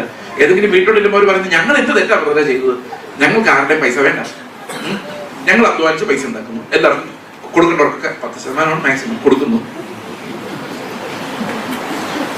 ഞങ്ങൾ നീതിമാന്മാരല്ലേ ചിന്തിക്കുന്നത്. അപ്പൊ ഇവിടെ എല്ലാം നമ്മൾ കണ്ടെത്തേണ്ട ഒരു കാര്യം ഹെൽപ്ലെസ്നെസ് ആണ്. ആ ഹെൽപ്ലെസ്നെസ് പത്രോസിന്റെ ജീവിതത്തിൽ മനസ്സിലായത് എങ്ങനെയാണെന്നറിയാം? പത്രോസ് ഭയങ്കര വെളിപ്പാടൊക്കെ ഉള്ള ഒരാളായിരുന്നു. ഒരു ദിവസം കർത്താവിനോട് പറഞ്ഞു, എന്നെ കുറിച്ച് ജനം എന്തോന്നാ പറയുന്നത്? പത്രോസ് പറഞ്ഞു, ജീവനുള്ള ദൈവത്തിന്റെ പുത്രനായ മെശിഹ. കർത്താവ് പറഞ്ഞു, ബറിയോന ശീമോനെ, നിനക്ക് ജഡരക്തങ്ങളല്ല ഇത് വെളിപ്പെടുത്തുന്നത് എന്റെ സ്വർഗസ്വനായ എന്റെ പിതാവാണ്. ഭയങ്കര ഭാഗ്യവാനാണ്. കാരണം എന്താണ്? സ്വർഗത്തിലായ ദൈവം അവന് വെളിപ്പെടുത്തി കൊടുത്തു. പലരും യേശുവിനെ ദൈവത്തിന്റെ പുത്രൻ എന്നൊക്കെ പറഞ്ഞിട്ടുണ്ട്, നദനയിൽ പറഞ്ഞിട്ടുണ്ട് അല്ലെ, നീ ദൈവത്തിന്റെ പുത്രൻ ഞാൻ വിശ്വസിക്കുന്നു. കർത്താവ് പറഞ്ഞു, അത് സ്വർഗസ്വനായ പിതാവല്ല വെളിപ്പെടുത്തിയത്, നീ നേരത്തെ അത്തി മരത്തിന്റെ ചുവട്ടിരിക്കുന്നത് ഞാൻ കണ്ടു എന്ന് പറഞ്ഞപ്പോൾ നിനക്ക് ബുദ്ധിയിൽ തോന്നിയതാണ് ഇത് ദൈവപുത്രനെ, ആത്മാവ് വെളിപ്പെടുത്തിയതല്ല. അതുപോലെ ശമരിയാക്കാരി സ്ത്രീ പറഞ്ഞു, മെശിഹ ആയിരിക്കും നിങ്ങളൊന്ന് കാണാൻ പറഞ്ഞു. അതും ഈ 5 ഭർത്താക്കന്മാരുടെ 6ാമത്തവന്റെയും കാര്യം പറഞ്ഞപ്പോഴാണ് അവർക്ക് മനസ്സിലായത് ഇതെല്ലാം ബുദ്ധിയിൽ വന്ന അനാലിസിസുകളാണ്. ഇതുകൊണ്ടൊന്നും സഭ ഉണ്ടാവില്ല. സഭ ഉണ്ടാവണമെങ്കിൽ ജീവന്റെ വെളിപ്പാടുകൾ ഉണ്ടാവും. അത് കിട്ടിയ ആളാണ് പത്രോസ്. പത്രോസിന്റെ കർത്താവ് പറയുന്നത്, നിനക്ക് കിട്ടിയ വെളിപ്പാടിന്മേലാണ് സഭ വരാൻ പോകുന്നത്. അതായത് ജീവനുള്ള കല്ലുകൾ വന്നാണ് ഈ സഭ ഉണ്ടാകാൻ പോകുന്നത്. അപ്പൊ അതിനകത്ത് ഒരു കല്ല്. അപ്പൊ നദനേനോട് കർത്താവ് പറയുന്നുണ്ട്, നീ ഇനി വെളിപ്പാട് കാണുന്ന സമയത്ത് നീ എന്താവും? ഒരു ജീവനുള്ള കല്ലായിട്ട് മാറും. അപ്പൊ അത്രയും ഭയങ്കരനാണ് ആര്? പത്രോസ്. ഈ പത്രോസിനോട് യേശു ഒരിക്കൽ പറയണം, നിന്നെ സാത്താൻ ഗോതമ്പ് പോലെ പാറ്റേണ്ടത് നിങ്ങൾ ആലോചന ചോദിച്ചു, ഞാനോ നിന്റെ വിശ്വാസം പോകാതിരിക്കാൻ നിനക്ക് വേണ്ടി അപേക്ഷിച്ചു. ഉടനെ പത്രോസ് പറയാം, എന്റെ കർത്താവേ, നീ എന്തിനാണ് എനിക്ക് വേണ്ടി ഇങ്ങനെ കഷ്ടപ്പെടുന്നത്? എന്നെ കുറിച്ച് എനിക്ക് അറിയത്തില്ലേ? നീ മരിക്കുവാണെങ്കിൽ നിന്റെ കൂടെ മരിക്കാനും നീ തടവിലാകുവാണെങ്കിൽ നിന്റെ കൂടെ തടവിലാകുവാനും ഞാൻ തയ്യാറാണ്. അപ്പൊ കർത്താവ് പറഞ്ഞു, മോനെ വാക്കൊക്കെ പറയുന്ന കൊള്ളാം, പക്ഷെ നേരം വെളുക്കുന്നവരെ പിടിച്ചിരിക്കാനുള്ള കപ്പാസിറ്റി പോലും നിനക്കില്ല. ന്യൂ ഇയർ 1-ാം തീയതി തീരുമാനങ്ങൾ എടുക്കുന്നതൊക്കെ കൊള്ളാം, പക്ഷെ 2-ാം തീയതി വൈകിട്ട് വരെ എത്തിക്കാനുള്ള കഴിവ്. ഡിസിഷൻ മേക്കിംഗ് എന്ന് പറഞ്ഞു. ഇന്ന് സുവിശേഷം കേട്ട ഉടനെ ആൾക്കാർ പറയുന്നത് തീരുമാനം എടുക്കാതെ പോകരുത് ബ്രദറെ. ഞാൻ ആദ്യം രക്ഷിക്കപ്പെട്ട എങ്ങനെയാണെന്നറിയാം? ആദ്യം രക്ഷിക്കപ്പെട്ടു മല്ലപ്പള്ളിയിൽ ഒരു സുവിശേഷം നടക്കുന്ന സമയത്ത് ഇങ്ങനെ കുറയുമ്പോ ഇരിക്കുക. അപ്പം അവർ പറഞ്ഞു, ഇന്ന് രാത്രി നീ കൈ പൊക്കാതെ വീട്ടിൽ പോയാൽ നീ മരിച്ചു പോയ നീ എവിടെ പോകും? നോക്കിയപ്പോ 5-6 പേരെ കൈ പൊക്കാത്തുള്ളൂ. അപ്പോൾ 3-4 കൈ പൊക്കാതെ അവിടെ നിൽക്കിട്ട് കൈ പൊക്കി. അങ്ങനെയാണ് ആദ്യം രക്ഷിക്കപ്പെട്ടത്. അപ്പൊ ഇത് ഒരു ഭയത്തിൽ നിന്ന് അങ്ങനെ അങ്ങോട്ട് വരുന്നതാണ്. തീരുമാനം എടുക്കുക, ഡിസിഷൻ മേക്കിംഗ്. ഇന്നെല്ലാം ഡിസിഷൻ മേക്കിങ്ങിനെ കുറിച്ചാണ് പറയുന്നത്. തീരുമാനം എടുത്തിട്ട്, പ്രസംഗം കേട്ട് തീരുമാനം എടുത്തിട്ട്. നിങ്ങൾ തീരുമാനം എടുക്കുമ്പോൾ എന്താ സംഭവിക്കുന്നറിയോ? ഒരു തീരുമാനം വരെ ഇന്നേ വരെ ജയിപ്പിച്ചിട്ടില്ലാത്ത നിങ്ങളുടെ ഈ ഒന്നിനും കൊള്ളാത്ത ജഡത്തെ നിങ്ങൾ വിശ്വസിക്കുക, നാളെ ഇത് ശരിയായിക്കോളുന്നു. ഞാൻ നിങ്ങളോട് പറയും, നിങ്ങൾ എന്ത് തീരുമാനം എടുത്താലും നടക്കാൻ പോകുന്നില്ല. സന്തോഷമായല്ലോ? ഒന്നും നടക്കാൻ പോകുന്നില്ല. നിങ്ങളുടെ ജീവിതം അത് തെളിയിക്കുന്നു. ഒരു പരിപാടി നടക്കരുതാണ്. പിന്നെ കുറച്ചൊക്കെ നന്നാകുന്നുണ്ട്, അത് ശരിയാണ്. പക്ഷെ ഈ തീരുമാനങ്ങൾ എടുത്താൽ അതിൽ നിൽക്കാനുള്ള ഒരു ജഡം നമുക്കില്ല. നിങ്ങൾ തീരുമാനിച്ച് അടുത്ത വീട്ടിലെ ആള് അയൽവക്കാരെ നാളെ തൊട്ട് സ്നേഹിക്കാൻ പോകുന്നത് 2 ദിവസം സ്നേഹിക്കും മനസ്സുകൊണ്ട്. 3-ാമത്തെ ദിവസം അവൻ വേസ്റ്റ് എല്ലാം കൂടെ പറയ്ക്കും നമ്മുടെ ഗ്രൗണ്ടിൽ ഇട്ട് കഴിഞ്ഞാൽ അവിടെ തീരും സ്നേഹം. അത്രേ ഉള്ളൂ. ഇത് നമ്മൾ എത്ര തീരുമാനിച്ചാലും പ്രിയ സഹോദരങ്ങളെ, സ്വർഗീയ ജീവൻ നമ്മുടെ തീരുമാനത്താൽ ഉണ്ടാകുന്നതല്ല. യോഹന്നാൻ 1:12 പറയുന്നു, അവനെ കൈക്കൊണ്ട് അവന്റെ നാമത്തിൽ വിശ്വസിക്കുന്ന ഏവർക്കും ദൈവമക്കളാകുവാൻ അധികാരം കൊടുത്തു. അടുത്ത വാക്യം എന്താ? ഇത് രക്തത്തിൽ നിന്നല്ല, ജഡത്തിന്റെ ഇഷ്ടത്താലും അല്ല, തീരുമാനം എടുത്തുകൊണ്ടല്ല, പുരുഷന്റെ ഇഷ്ടത്താലും അല്ല. രക്ഷ നടക്കുന്നത് ഒരു തീരുമാനത്തിന്മേലല്ല. രക്ഷ നടക്കുന്നത് മാനസാന്തരത്തിന്റെ ഒരു അലറിക്കരച്ചിലിന്റെ മേളിലാണ്. രക്ഷിക്കണേ എന്നുള്ളൊരു നിലവിളിയുടെ മേളിലാണ് രക്ഷ നടക്കുന്നത്. നമ്മൾ വിചാരിച്ചിരിക്കുന്ന സുവിശേഷം കേട്ടിട്ട് തീരുമാനമെടുക്കാനല്ല ബൈബിൾ പറയുന്നത്. അലറി നിലവിളിച്ച് രട്ടിലും വെണ്ണീറിലും കിടന്ന് അനുദപിക്കാനാണ് ബൈബിൾ പറയുന്നത്. അനുതാപമില്ലാതെ തീരുമാനമെടുത്ത് രക്ഷിക്കപ്പെടുന്നവരായിരുന്നു കൂടുതലും പ്രിയ സഹോദരൻ. നമ്മുടെ ഹെൽപ്ലെസ്നെസ്സിലേക്ക് വരാതെ, നിങ്ങൾക്കറിയാം പത്രോസിൽ തീരുമാനം എടുക്കുന്ന ആളായിരുന്നു. ഭയങ്കര തീരുമാനക്കാരനായിരുന്നു. തീരുമാനമൊക്കെ എടുത്തു, അവസാനം തള്ളി പറഞ്ഞു. കർത്താവ് അവൻ്റെ ഒരു നോട്ടം നോക്കിയപ്പോഴാണ് കരച്ചിൽ വന്നു. അതുവരെ അവന്റെ നിസ്സഹായാവസ്ഥ അവൻ അറിയത്തില്ലായിരുന്നു. ആ സമയത്ത് അവന് മനസ്സിലാകുന്നത് രക്ഷപ്പെടണമെങ്കിൽ യേശുവിനെ നോക്കണമെന്നും യേശുവിനെ നോക്കിയാൽ ശരിക്ക് കരച്ചിൽ വരുമെന്നും. കാരണം അവൻ എന്നെ സ്നേഹിച്ച് ഓർക്കുമ്പോൾ തിരിച്ചൊന്നും ചെയ്യാൻ പറ്റാത്ത മൃഗത്തെ പോലെ ഇരിക്കുന്ന എനിക്ക് ഉള്ളം തകർന്നു പോകുന്നു പത്രോസിന് മനസ്സിലായി. It was a very hard lesson that he learned through that failure. പ്രിയ സഹോദരൻ, നമ്മൾ പലപ്പോഴും ഫെയിലായി പോകുമ്പോൾ കർത്താവ് നമ്മളോട് പഠിപ്പിക്കാം, മക്കളെ നിങ്ങളുടെ ജഡത്തിൽ നിങ്ങൾ ആശ്രയിക്കരുത്, നിങ്ങൾ നിങ്ങളുടെ രക്ഷിതാവിനെ നോക്കിക്കോ, അവനെ നോക്കുമ്പോഴേ നിങ്ങൾക്ക് മാനസാന്തരം ഉണ്ടാവുകയുള്ളൂ. എനിക്കറിയോ, ഇയ്യോബിന് അത്രയും വലിയ പരീക്ഷണം ഉണ്ടായിട്ടും ഇയ്യോബ് തളർന്നില്ല, ഇയ്യോബിന്റെ ജഡം പൊട്ടിയുമില്ല, ഇയ്യോബിന് പാപിയാന്ന് മനസ്സിലായതുമില്ല. അവന്റെ ജീവിതം മുഴുവൻ തകർന്ന് തരിപ്പണമായിട്ട് അവനെ ചൊറി കൊണ്ട് ഓട്ടുകഷ്ണം കൊണ്ട് ചൊറി ദേഹത്തുണ്ടായ ചൊറിച്ചില് മാറ്റിക്കൊണ്ടിരുന്നവൻ ഭാര്യ ഉൾപ്പെടെ സകലതും തള്ളിക്കളയാൻ പറഞ്ഞല്ലേ, നശിച്ചും പിള്ളേരെല്ലാം നശിച്ചു അവസാനം ഒന്നുമില്ലാത്ത ശരീരം പോലും ഇല്ലാതാകുന്ന അവസ്ഥയിൽ ഇരുന്നിട്ട് അവനൊരു മാനസാന്തരം ഉണ്ടായി. അവൻ എന്താ പാപം പോലും മനസ്സിലായി. അവസാനം കർത്താവിനെ കണ്ടപ്പോഴാണ് പറയുന്നത്, ഞാൻ നരകത്തിൽ പോയി കിടന്നോളാം. ശരിക്കും നരകത്തിൽ പോയി കിടന്നോളാം പറയുന്നത്. രട്ടിലും വെണ്ണീറിലും പൊടിയിലും ചാരത്തിലും കിടന്ന് അനുഭവിക്കാന്ന് പറയാൻ കാരണം, ദൈവത്തെ കാണാതെ പ്രിയ സഹോദരങ്ങളെ എത്ര തീരുമാനം എടുത്താലും യേശുവിന്റെ മുഖം കാണാതെ നമുക്ക് കരയാനോ നിലവിളിക്കാനോ മനസ്സറിപ്പെടാനോ ഒന്നും പറ്റില്ല. കാരണം we are in such a hopeless situation. അത് മനസ്സിലാണ് കർത്താവിന്റെ വെളിപ്പാട് നമ്മുടെ ഹൃദയത്തിലേക്ക് വരണം. ദർശനം അതോടെ എനിക്ക് നിങ്ങളെ ഹെൽപ്പ് ചെയ്യാൻ സാധിക്കില്ല. കാരണം കർത്താവിന്റെ ആത്മാവ് തന്നെ നിങ്ങൾക്ക് ഇത് കാണിച്ചു തന്നെങ്കിലേ ആ ആഴമുള്ള നിലവിളി നമ്മുടെ ഹൃദയത്തിൽ എന്നെ രക്ഷിക്കണേ എന്നുള്ള കരച്ചിൽ എന്റെ ഹൃദയത്തിൽ ഉണ്ടാവുള്ളൂ. അതർവൈസ് എത്ര പ്രസംഗം കേട്ടാൽ, ഇന്നത്തെ പ്രസംഗങ്ങളുടെ ഒരു പ്രത്യേകത പോയിന്റുകൾക്ക് വേണ്ടിയാ പ്രസംഗം കേൾക്കുന്ന പ്രിയ സഹോദരങ്ങൾ. ദയനീയമായ അവസ്ഥ. ചില ചർച്ചകളില് അടയാളങ്ങൾ അത്ഭുതങ്ങളാണ്, അത് കാണാൻ വേണ്ടി ആൾക്കാർ ഓടിക്കും. പിന്നെ കുറച്ച് ഗമയുള്ള ആൾക്കാരുണ്ട്, അവർക്ക് അടയാളം അത്ഭുതമൊന്നും വേണ്ട, അവർക്ക് പോയിന്റുകൾ. ഇതിനെ ഞാൻ വിളിക്കുന്ന തോട്ട് മതം. ചിന്തകൾ. ഓ ബ്രദറെ, ഭയങ്കര ചിന്തകളായിരുന്നു കേട്ടോ. ഇയാൾ എന്നെ ചിന്തിച്ച് സോക്രട്ടീസ് ആകുമ്പോൾ CD വല്ലതും. ഇനി തോട്ടുകളെല്ലാം വരുവാണെങ്കിൽ ഒന്ന് വാട്സാപ്പിൽ ഷെയർ ചെയ്യണേ. ഞാൻ പറഞ്ഞു എന്ത് ചെയ്യാൻ, എന്തിനാ തോട്ട്? ഈ മനുഷ്യനൊരു പ്രത്യേകത, അവന് പുതിയ കാര്യങ്ങൾ കേൾക്കുമ്പോൾ ഒരു രസമുണ്ട്. എപ്പോഴും ക്രൂശ എന്ന് കേട്ടോണ്ടിരുന്ന തലകണം. അവൻ എപ്പോഴും പുതുതായിട്ട് എന്തെങ്കിലും കേട്ടോണ്ട്. അതുകൊണ്ടാണ് ഈ പണ്ടൊരു ശാസ്ത്രജ്ഞൻ ആർക്കിമിഡീസ് വെള്ളത്തിലോട്ട് വീണപ്പോ, ടബിലേക്ക് വീണപ്പോ കുറച്ച് വെള്ളം വെള്ളോട്ട്. അപ്പൊ ഒരു കാര്യം കണ്ടുപിടിച്ചു, സ്വർണ്ണം ശുദ്ധമാണെന്ന് കണ്ടുപിടിക്കാൻ ഒരു തത്വം, ആർക്കിമിഡീസ് തത്വം എന്ന് പറഞ്ഞു. ഇവൻ തുണി ഇല്ലാതെ റോഡിൽ കൂടെ ഓടി നമ്മൾ യുറേക്ക എന്ന് വിളിച്ചോണ്ട്. കാരണം പുതിയൊരു സാധനം കണ്ടുപിടിക്കുമ്പോൾ ഉണ്ടാകുന്ന ആ ഒരു സന്തോഷമാണ്. ഓ ഭയങ്കര രസമായിരുന്നു കേട്ടോ. ഇത് പറയുമ്പോഴേ മനസ്സിലാക്കി അവർക്ക് സുവിശേഷ പ്രസംഗം ഒരക്ഷരം പോലും മനസ്സിലായില്ല. സുവിശേഷ പ്രസംഗം കേട്ടിട്ട് രസമായിരുന്നു പറയുന്നവർ എന്താ ചെയ്യുന്നത്? അവരുടെ ഹൃദയത്തെ ദൈവത്തിന്റെ ആത്മാവ് തൊടുന്നേ ഇല്ല എന്നാണ്. പാപബോധം ഉണ്ടാകുന്നത് വരെ, ഹൃദയം തകരുന്നത് വരെ ചുറ്റിക നമ്മളെ അടിച്ചുകൊണ്ടിരിക്കും. അത് കേട്ടോണ്ടിരുന്നത് തകർന്ന് പൊളിഞ്ഞ് തരിപ്പണമായി പൊട്ടി തകർന്ന് ദൈവത്തിനു മുമ്പില് അവന്റെ മേൽ വീണ് നമ്മൾ തകർന്ന്, കർത്താവെ നീ എന്നെ നോക്കിയില്ലെങ്കിൽ ഞാൻ തീർന്നു എന്നുള്ള അവസ്ഥയിലേക്ക് നമ്മൾ വരുന്നത് വരെ ദൈവത്തിന്റെ ആത്മാവ് നമ്മൾ പാപത്തെ കുറിച്ച് ഓർമ്മിപ്പിച്ചുകൊണ്ടിരിക്കും. നിസ്സഹായാവസ്ഥയിലേക്ക് നിങ്ങൾ വന്നിട്ടുണ്ടെങ്കിൽ നിങ്ങൾക്ക് ഈ പ്രസംഗം രണ്ടാമത് കേൾക്കേണ്ടി വരുന്നില്ല. നിസ്സഹായാവസ്ഥയിലേക്ക് എപ്പോ വന്നിട്ടുണ്ടോ, നിലവിൽ നിങ്ങളുടെ ഹൃദയത്തിലേക്ക് വന്നിട്ടുണ്ടോ, കർത്താവെ ഐ എം ഹെൽപ്ലെസ്, എന്നെ രക്ഷിക്കണേ എന്നുള്ള ഒരു അലർച്ച നിങ്ങളുടെ ഉള്ളിൽ നിന്നുണ്ടായിട്ടുണ്ടോ? ഞാൻ വാവിട്ട് കരഞ്ഞിട്ടുണ്ട് ഇപ്പോഴും പല സമയത്തും. കർത്താവെ നിന്നെ പോലെ അല്ലാത്ത അവസ്ഥ, പെയിൻഫുൾ ഗ്രോണിങ്. അപ്പൊ ഈഗർലി നമ്മൾ വെയിറ്റ് ചെയ്യുക, കർത്താവ് ഒരു ദിവസം ഞാൻ നിന്നെ പോലെ ആകും. അന്ന് ഈ ബലഹീനതകൾ മാറുന്ന ഒരു ദിവസമുണ്ട്. അപ്പോൾ ഇതാണ് ദൈവത്തിന്റെ ആത്മാവ് നമ്മളെ കാണിച്ചു തരുന്നത്. ഡെപ്ത് ഓഫ് സിൻ, പാപത്തിന്റെ ആഴം, അത് എത്ര എൻറ്റാംഗ്ലിംഗ് ആണ്, എത്ര ഡീപ്പാണ്. മനുഷ്യൻ തൂത്താൽ പോകാത്തതാണ്. അവൻ നിലവിളിച്ചാലും ഉപവാസം എടുത്താലും ലോകത്തിൽ എന്തു പണി കാണിച്ചാലും പോകാത്തതാണ്. അത് ക്രിസ്തുവിന്റെ മുഖത്തേക്ക് നോക്കുമ്പോൾ മാത്രം അത് ഉരുകാൻ തുറന്നുകൊള്ളൂ. There is no other way. വേറൊരു വഴിയും അതിന് മുമ്പിൽ.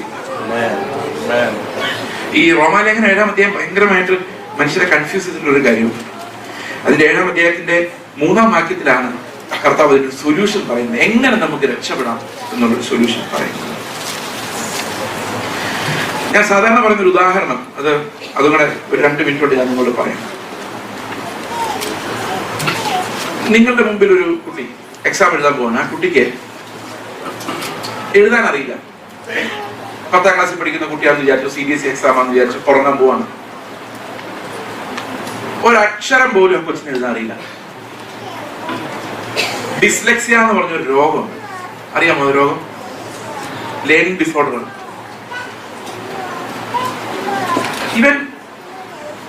ഇവനോട് ടീച്ചറിന് ഭയങ്കര സിമ്പതിയാണ്.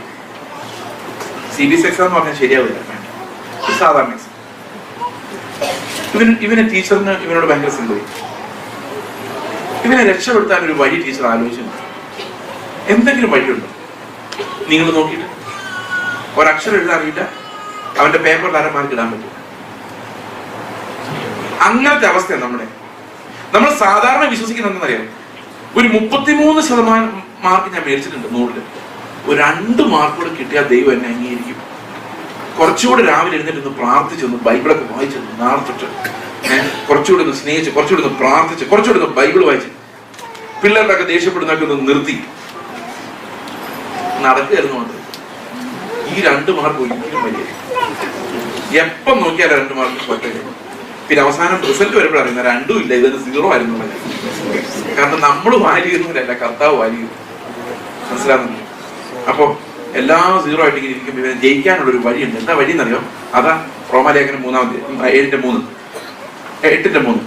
ആ ടീച്ചർ വന്നിട്ട് പറയാണ്, മോനെ ഈ പ്രാവശ്യം ക്വസ്റ്റ്യൻ പേപ്പർ ഇടുന്നത് 8:3 പറയാം. ക്വസ്റ്റ്യൻ പേപ്പർ ഇടുന്നത് ഞാൻ. നല്ല കാര്യമല്ലേ? അപ്പൊ കുറച്ചൊരു ആശ്വാസമായി. കാരണം എന്താ, ഈ ക്വസ്റ്റ്യൻ പേപ്പർ ഇവന് നേരത്തെ കിട്ടിയ. അപ്പോ ഒരു പ്രശ്നമുള്ള ഈ ക്വസ്റ്റ്യൻ നേരത്തെ അറിയാവുന്ന ക്വസ്റ്റ്യൻസ് നമുക്കെല്ലാം അറിയാമല്ലോ. സ്നേഹിക്കണം, കരുണ നടക്കുന്നില്ല. ക്വസ്റ്റ്യൻ നേരത്തെ കിട്ടിയാൽ ഒന്നും ചെയ്യാൻ നമ്മളെ കൊണ്ട് പറ്റിയത്. അപ്പൊ അതുകൊണ്ട് കാര്യം. അപ്പൊ ടീച്ചർ പറയാണ്, ഞാനാണ് ഇത് പേപ്പർ കറക്റ്റ് ചെയ്യുന്നത്. അതുകൊണ്ട് കാര്യമില്ല, കാരണം ടീച്ചർ നീതിയായിട്ട് കറക്റ്റ് ചെയ്യാൻ പറ്റുള്ളൂ. പേപ്പറിൽ ഇല്ലാത്ത കറക്റ്റ് ചെയ്താൽ ആണ് ടീച്ചറുടെ പണി പോകും. അപ്പൊ അത് നടക്കില്ല. പിന്നെ എന്ത് സദ്വാർത്ത പറയാൻ പറ്റുന്നറിയോ? ഈ ടീച്ചർ പറയാണ്, മോനെ നിനക്ക് എഴുതാനും വായിക്കാനും പറ്റാത്തതുകൊണ്ട് നിനക്ക് പകരം ഒരാൾ എക്സാം എഴുതാം, നീ പറഞ്ഞു കൊടുത്താൽ മതി, അവൻ എഴുതിക്കൊള്ളു. സ്ക്രൈബിനെ വെക്കാം, കാരണം ഡിസ്ലെക്സിയ ഉള്ള പിള്ളേർക്ക് പകരം ഒരാളെ വെച്ച് എഴുതിപ്പിക്കാം. അപ്പൊ ഈ പറഞ്ഞു, പകരം ഒരാളെ വെച്ച് എഴുതിപ്പിച്ചിട്ട് ഞാൻ പറഞ്ഞു കൊടുക്കണ്ടേ? എനിക്കൊന്നും അറിയത്തില്ലല്ലോ. അത്രയും ദയനീയ അവസ്ഥയാണ്. അപ്പൊ ടീച്ചർ പറയാ, ഈ പ്രാവശ്യം നിന്റെ സ്ക്രൈബ് ഞാനാണ്. എത്ര മാർക്ക് കിട്ടും? എത്ര മാർക്ക് കിട്ടും? അപ്പൊ നമ്മുടെ ബലഹീനതകൾ അതിജീവിക്കണമെങ്കിൽ എന്ത് ചെയ്യണം? ഈ ഡിസ്ലെക്സിയെ പിടിച്ച പൊട്ടനും മൃഗത്തെ പോലെ ഇരിക്കുന്ന എനിക്ക് 100 മാർക്ക് കിട്ടാനുള്ള വഴി എന്താ? ഞാൻ നേരത്തെ നിങ്ങളോട് പറഞ്ഞില്ലേ, ഈ എന്താ ദോഹ ചർച്ച് ഓഫ് ഗോഡിൽ വന്ന് ഞാൻ പ്രസംഗിച്ചിട്ട് പോകുമ്പോൾ എനിക്ക് എത്ര മാർക്ക് സ്വർഗത്തിൽ വീഴും? എത്ര വീഴുന്നാ പറഞ്ഞേ? ഞാൻ ഈ 0 വാങ്ങിക്കാൻ വേണ്ടി എയറോപ്ലെയിനെങ്കിലും ഇവിടെ വരും നിങ്ങൾ വിചാരിക്കുന്നുണ്ടോ? 0 മേടിക്കാൻ വന്നതല്ല, കാരണം എനിക്കൊരു പകരക്കാരനുണ്ട്. ഇനി 3-ാം അധ്യായം വായിച്ചു. മൂന്നാം വാക്യം 8:3. ജഡത്താനുള്ള ബലഹീനത, അതെന്റെ ശരീരത്തിന്റെ ബലഹീനതയാണ്. ശരീരം കൊണ്ട് പറ്റുന്നില്ല, ബലഹീനത നിമിത്തം ന്യായപ്രമാണത്തിന് കഴിയുന്നില്ല. കാരണം എന്താ? ന്യായപ്രമാണം ഒത്തിരി നിയമങ്ങൾ പറയുന്നുണ്ട്, പക്ഷെ എന്റെ ശരീരം ബലഹീനമായതുകൊണ്ട്. അത് 7-ാം അധ്യായത്തിൽ പറയുന്നത്, ന്യായപ്രമാണം നല്ലത് തന്നെ, എന്നാൽ ഞാനോ ജഡമയൻ, പാപത്തിന് ദാസനായി വിൽക്കപ്പെട്ടവൻ, എന്നിൽ ഒരു നന്മയോ എന്റെ ജഡത്തിൽ വസിക്കുന്നില്ല. നിയമം 1-ാം തരം, പക്ഷെ നിയമം അനുസരിക്കാനുള്ള എന്തില്ല, ഒരു ജഡം എനിക്ക് ഇല്ല. കാരണം ഈ ജഡത്തിൽ ഒരു നന്മയും വസിക്കുന്നില്ല. അപ്പം ജഡത്താനുള്ള ബലഹീനത കാരണം ന്യായപ്രമാണത്തിന് സാധിക്കുന്നില്ല. എന്തിനാ സാധിക്കുന്നില്ല? നീതി പൂർത്തീകരിക്കാൻ സാധിക്കുന്നില്ല. കാരണം എന്നെ പോലുള്ള ഒരുത്തന്റെ നിയമം നടത്തിയിട്ട് ഒരു പ്രയോജനമില്ല. കാരണം എന്നിൽ എന്തുണ്ടാകുന്നില്ല? ഈ നിയമം പൂർത്തീകരിക്കാൻ ആവശ്യമായ വികാരങ്ങൾ എന്റെ ശരീരത്തിൽ ഉണ്ടാകുന്നില്ല. അപ്പൊ ജഡത്താലുള്ള ബലഹീന നിമിത്തം ന്യായപ്രമാണത്തിന് കഴിയാത്തതിനെ സാധിപ്പിക്കാൻ ദൈവം തന്റെ പുത്രനെ പാപജഡത്തിന്റെ സദൃശത്തിലും പാപ നിമിത്തവും. ഓക്കെ, അപ്പൊ എന്താ ചെയ്തത്? എന്നെ പോലുള്ളൊരു ജഡത്തെ പാപജഡത്തിലല്ല കേട്ടോ, പാപജഡത്തിന്റെ സദൃശത്തിൽ. ഇത് നമ്മൾ വളരെ വ്യക്തമായിട്ട് മനസ്സിലാക്കേണ്ട ഒരു കാര്യമാണ്. ഇന്ന് പല സഭകളിലും യേശുവിന് നമ്മളെ പോലെ പാപം ചെയ്യാൻ പറ്റുന്ന ഒരു ശരീരമായിരുന്നു എന്ന് പഠിപ്പിക്കുന്നുണ്ട്. That's absolutely wrong. അങ്ങനെയല്ല. അവന്റെ ശരീരം പാപജഡത്തിന്റെ സദൃശത്തിലായിരുന്നു, പാപജഡമായിരുന്നില്ല. പാപജഡമായിരുന്നു എന്ന് പറയുമ്പോഴുള്ള പ്രോബ്ലം, അവന് പാപം ചെയ്യാവുന്ന ഒരു ജഡം ഉണ്ടായിരുന്നു പറഞ്ഞാൽ ദൈവമാണെന്നുള്ളത് നമുക്ക് നിഷേധിക്കേണ്ടി വരും. കാരണം ഗോഡ് ആൻഡ് സിൻ ആർ ഇൻകമ്പാറ്റിബിൾ, അത് തമ്മിൽ യാതൊരു യോജിപ്പും. അപ്പോൾ പാപജഡത്തിന്റെ സദൃശത്തിലും പാപനിമിത്തവും എന്ത് ചെയ്തു? ദൈവം തന്റെ പുത്രനെ എന്നെ പോലെ ഒരു ശരീരമായിട്ട് ഭൂമിയിലേക്ക് വിട്ടു. അപ്പൊ എന്തിനു വേണ്ടി വിട്ടതെന്നറിയാം? രണ്ട് കാര്യങ്ങളാണ് ആ ശരീരം കൊണ്ട് സാധിക്കുന്നത്. ഒന്ന്, പാപത്തിന് ആ ശരീരത്തിൽ ശിക്ഷ വിധിച്ചു. അടുത്ത വാക്യം, ജഡത്തെയല്ല ആത്മാവിനെ അത്ര അനുസരിച്ച് നടക്കുന്ന നമ്മിൽ ന്യായപ്രമാണത്തിന്റെ നീതി നിറവേറേണ്ടതിന് തന്നെ എന്ന് പറഞ്ഞാൽ അതിന്റെ അർത്ഥം, ജഡത്തെ അനുസരിച്ചല്ല ആത്മാവിനനുസരിച്ച് ഞാൻ നടക്കുകയാണെങ്കിൽ എന്റെ ജഡത്തിന്റെ ബലഹീന നിമിത്തം നിറവേറാൻ പറ്റാതെ പോയ ന്യായപ്രമാണം ആരുടെ ശരീരത്തിൽ നിറവേറി? യേശുവിന്റെ ശരീരത്തിൽ നിറവേറി. അവന്റെ ആത്മാവ് നമ്മളിലേക്ക് വരുമ്പോൾ അത് നമ്മളിലും നിറവേറും. ഇതാണ് കർത്താവ് വെച്ചിരിക്കുന്ന വഴി. ആണോ അല്ലയോ? ഓക്കെ. അപ്പോൾ എവിടെയുണ്ട്? നമുക്കൊരു പകരക്കാരനുണ്ട്. എവിടെയെല്ലാം ഉണ്ട്? ക്രൂശിൽ അവൻ എനിക്ക് പകരം മരിച്ചു. പകരക്കാരൻ, എന്റെ മരണശിക്ഷ മാറി. അത് മാത്രമല്ല, നമ്മുടെ ജീവിതത്തിന്റെ ഓരോ നിമിഷങ്ങളിലും ഞാനിവിടെ പ്രസംഗിച്ചുകൊണ്ടിരിക്കുമ്പോഴും എനിക്കൊരു പകരക്കാരനുണ്ട്. ഞാനല്ല, ആ പകരക്കാരൻ എന്നിലൂടെ നിങ്ങളോട് സംസാരിക്കുന്നുണ്ട്. എനിക്കത് വിശ്വാസമാണ്. കാരണം ഞാനിവിടെ നിൽക്കുമ്പോൾ ഞാൻ പറയുന്ന, കർത്താവെ, ഞാൻ ബലഹീനനും മൃഗത്തെ പോലെ യാതൊരു മെറിറ്റും ഇല്ലാത്ത പൊട്ടനെ പോലെയാണ് ഞാൻ നിൽക്കുന്നത്. നീ എന്നിലൂടെ സംസാരിച്ചില്ലെങ്കിൽ ഈ ജനത്തിനൊന്നും മനസ്സിലാവില്ല. എനിക്ക് പോലും മനസ്സിലാവാറില്ല പറയുന്ന പല കാര്യങ്ങൾ. കർത്താവ് തന്നെ വചനം വെളിപ്പെടുത്തിയാതെ ഇതൊന്നും മനസ്സിലാവില്ല. അപ്പൊ ഞാനിത് പറഞ്ഞുകൊണ്ടിരിക്കുമ്പോ എന്റെ ഉള്ളിലെ ഞരക്കം ആ പ്രസംഗകനെ പോലെ ആകണമെന്നല്ല, നിങ്ങളെ രസിപ്പിക്കണമെന്നല്ല, നിങ്ങൾക്ക് പുതിയ പുതിയ തോട്ട്സ് തരണമെന്നല്ല. കർത്താവെ, നീ ഒരു കാര്യം ഇവരോട് പറയുവാണെങ്കിൽ ഈ രാത്രിയിൽ എന്തായിരിക്കും എമർജൻസി ആയിട്ട് പറയുന്നത് എന്നതിലേക്ക് ഞാൻ എത്തുമ്പോൾ അവിടെ സ്വർഗത്തിൽ എഴുതി വെക്കുകയാണ്, ചെയ്സ് സ്വന്തം ശരീരത്തിൽ ആശ്രയിച്ചിട്ടില്ല, യേശുവിലാണ് ആശ്രയിച്ചത്. അതുകൊണ്ട് യേശു പ്രസംഗിച്ചപ്പോഴുള്ള നീതി അവന്റെ അക്കൗണ്ടിലോട്ട് ഇട്ടേക്കും. വിശ്വാസത്താലുള്ള നീതി എങ്ങനെ എനിക്ക് വന്നത്? എന്റെ പകരക്കാരനിലൂടെ വരുന്നത്. ഞാൻ എപ്പോൾ അത് വിശ്വസിക്കുന്നോ അപ്പോൾ യേശു അനുസരിച്ച നീതി എന്റെ അക്കൗണ്ടിലേക്ക് വന്നു. ഞാൻ തിരിച്ചു പോകുന്ന എത്ര മാർക്ക് കൊണ്ടായിരിക്കും അറിയോ? 100 മാർക്ക് കൊണ്ട് പോകാൻ വേണ്ടി ഞാൻ വന്നത്. അങ്ങനെയാണെങ്കിൽ ഞാൻ എപ്പോഴും എന്ത് വിശ്വസിക്കണം? ഞാനല്ല, ക്രിസ്തു അത്രേ. ഞാനല്ല, ക്രിസ്തു അത്രേ. വീട്ടിൽ പിള്ളേരോട് സംസാരിക്കുമ്പോ ഞാനല്ല, ക്രിസ്തു സംസാരിക്കും. ഭർത്താവിന്റെ ഭാര്യയോട് അങ്ങോട്ടും ഇങ്ങോട്ടും സംസാരിക്കുമ്പോൾ ഞാനല്ല, കർത്താവേ നീ. ഇങ്ങനെ വരുമ്പോ എല്ലായിടത്തും പകരക്കാരനായിട്ട് ആര് വന്നു? അതുകൊണ്ട് പൗലോസ് പറഞ്ഞ, ഇത് ഞാനല്ല. ആരെങ്കിലും പൈസ എടുത്ത് നീട്ടും, ഞാനല്ല, ക്രിസ്തു അത്രേ. അപ്പം അത്ര അങ്ങോട്ട് മേടിക്കാൻ തോന്നുന്നു. മനസ്സിലാവുന്നുണ്ട് ഞാൻ പറയുന്നത്? ലാഭം, കൊള്ളലാഭം ഉണ്ടാക്കാൻ തോന്നുന്നു, കൊടുക്കാൻ തോന്നുന്നു. ഇതെല്ലാം ഞാനല്ല, ക്രിസ്തു അത്ര എന്ന് പറയുമ്പോൾ ക്രിസ്തുവിന്റെ ലൈഫ് അതുപോലെയാണ്. അങ്ങോട്ടാണ് നമ്മൾ പിടിക്കപ്പെടുന്നത്. കൺസേൺ ഇല്ല, നാളെ എങ്ങനെ ജീവിക്കും, നോ ടെൻഷൻ. കാരണം പിതാവ് ജീവിക്കുന്നതുകൊണ്ട് ഞാനും ആ ലൈഫിലേക്ക് ആത്മാവ് നമ്മളെ നടത്തുന്നത്. അങ്ങനെ വരുമ്പോൾ ആത്മാവിന്റെ ജീവൻ. അപ്പൊ പകരക്കാരനായിട്ട് ആരുണ്ട്? ക്രിസ്തു നമ്മുടെ ജീവിതത്തിന്റെ എല്ലാ ഘട്ടങ്ങളിലും പകരക്കാരനായിട്ട്. ഈ പകരക്കാരനെ വെച്ചാണ് ദൈവം നമ്മളെ രക്ഷിക്കുന്നത്. ഞാൻ എന്റെ സാക്ഷ്യവും കൂടെ ഞാൻ എല്ലായിടത്തും പറയാറുണ്ട്. എന്റെ സാക്ഷ്യം ജസ്റ്റ് 5 minutes എന്നോട് പറയാം ഞാൻ എങ്ങനെ രക്ഷിക്കപ്പെട്ടു. ഒരു പക്ഷേ that will make these things very clear. 1994 ഞാൻ CMS സ്കൂളിൽ പഠിക്കുമ്പോഴാണ് രക്ഷിക്കപ്പെട്ടത്, കോട്ടയം. അവിടെ ഞാൻ ഒരു ദിവസം ഇങ്ങനെയാണ് രക്ഷയുടെ തിയോളജി ഞാൻ പറഞ്ഞത്, രക്ഷയുടെ ദൈവശാസ്ത്രം. അന്ന് എന്താണ് ശരിക്കും എനിക്ക് സംഭവിച്ചത്? ദൈവത്തിന്റെ കോടതിയുടെ മുമ്പിൽ ഞാൻ പോയി നിൽക്കാം. അത് ഞാനിപ്പോ പറഞ്ഞുകൊണ്ടിരിക്കുന്ന ഈ മാനസാന്തരത്തെ കുറിച്ചാണല്ലോ, ഏതാ നിർജീവ പ്രവൃത്തികൾ എന്നുള്ള മാനസാന്തരം. ദൈവത്തിന്റെ മുമ്പിൽ ഞാൻ പോയി നിൽക്കുമ്പോൾ കർത്താവ് ജഡ്ജ്മെന്റ് സീറ്റ് ഇരിക്കുന്നു. ഞാൻ ഒരു പ്രതിയായിട്ട്, കുറ്റക്കാരനായിട്ട് ആ ക്യൂബിക്കിളിൽ നിൽക്കുന്നു. എനിക്കെതിരെയുള്ള കുറ്റാരോപണമായിട്ട് സാത്താൻ വന്ന് നിൽക്കുന്നു. അല്ലെ, ആരാ എനിക്കെതിരെ പറയുന്ന? ആരാ? സാത്താൻ എന്റെ നേരെയുള്ള കുറ്റങ്ങൾ വായിക്കുകയാണ്. അപ്പൊ ഞാനൊരു വക്കീലിനെ കൊണ്ട് പോയിട്ടുണ്ട്. അതാരെന്നറിയോ? ആരാ? യേശു അല്ല. യേശു എനിക്ക് കിട്ടിയിട്ടില്ല, ഞാൻ രക്ഷിക്കപ്പെട്ടിട്ടില്ല. അപ്പൊ ആരായിരിക്കും എന്റെ വക്കീല്? ഞാൻ ചെയ്യുന്ന സ്ഥലപ്രവൃത്തി. അതാണല്ലോ നമുക്ക് എക്സ്ക്യൂസ്, നിയമങ്ങൾ. അപ്പൊ ഈ സാത്താൻ എന്റെ കുറ്റം പറയുമ്പോൾ ആരെന്നെ സഹായിക്കണം? ഈ നിയമം പറയുന്നത് ചെയ്സ് അത്ര മോശമൊന്നുമല്ല കേട്ടോ, കുറെ നല്ല പ്രവൃത്തികൾ ചെയ്തിട്ടുണ്ടെന്ന് ആര് പറഞ്ഞാൽ മതി, നിയമം പറയാം.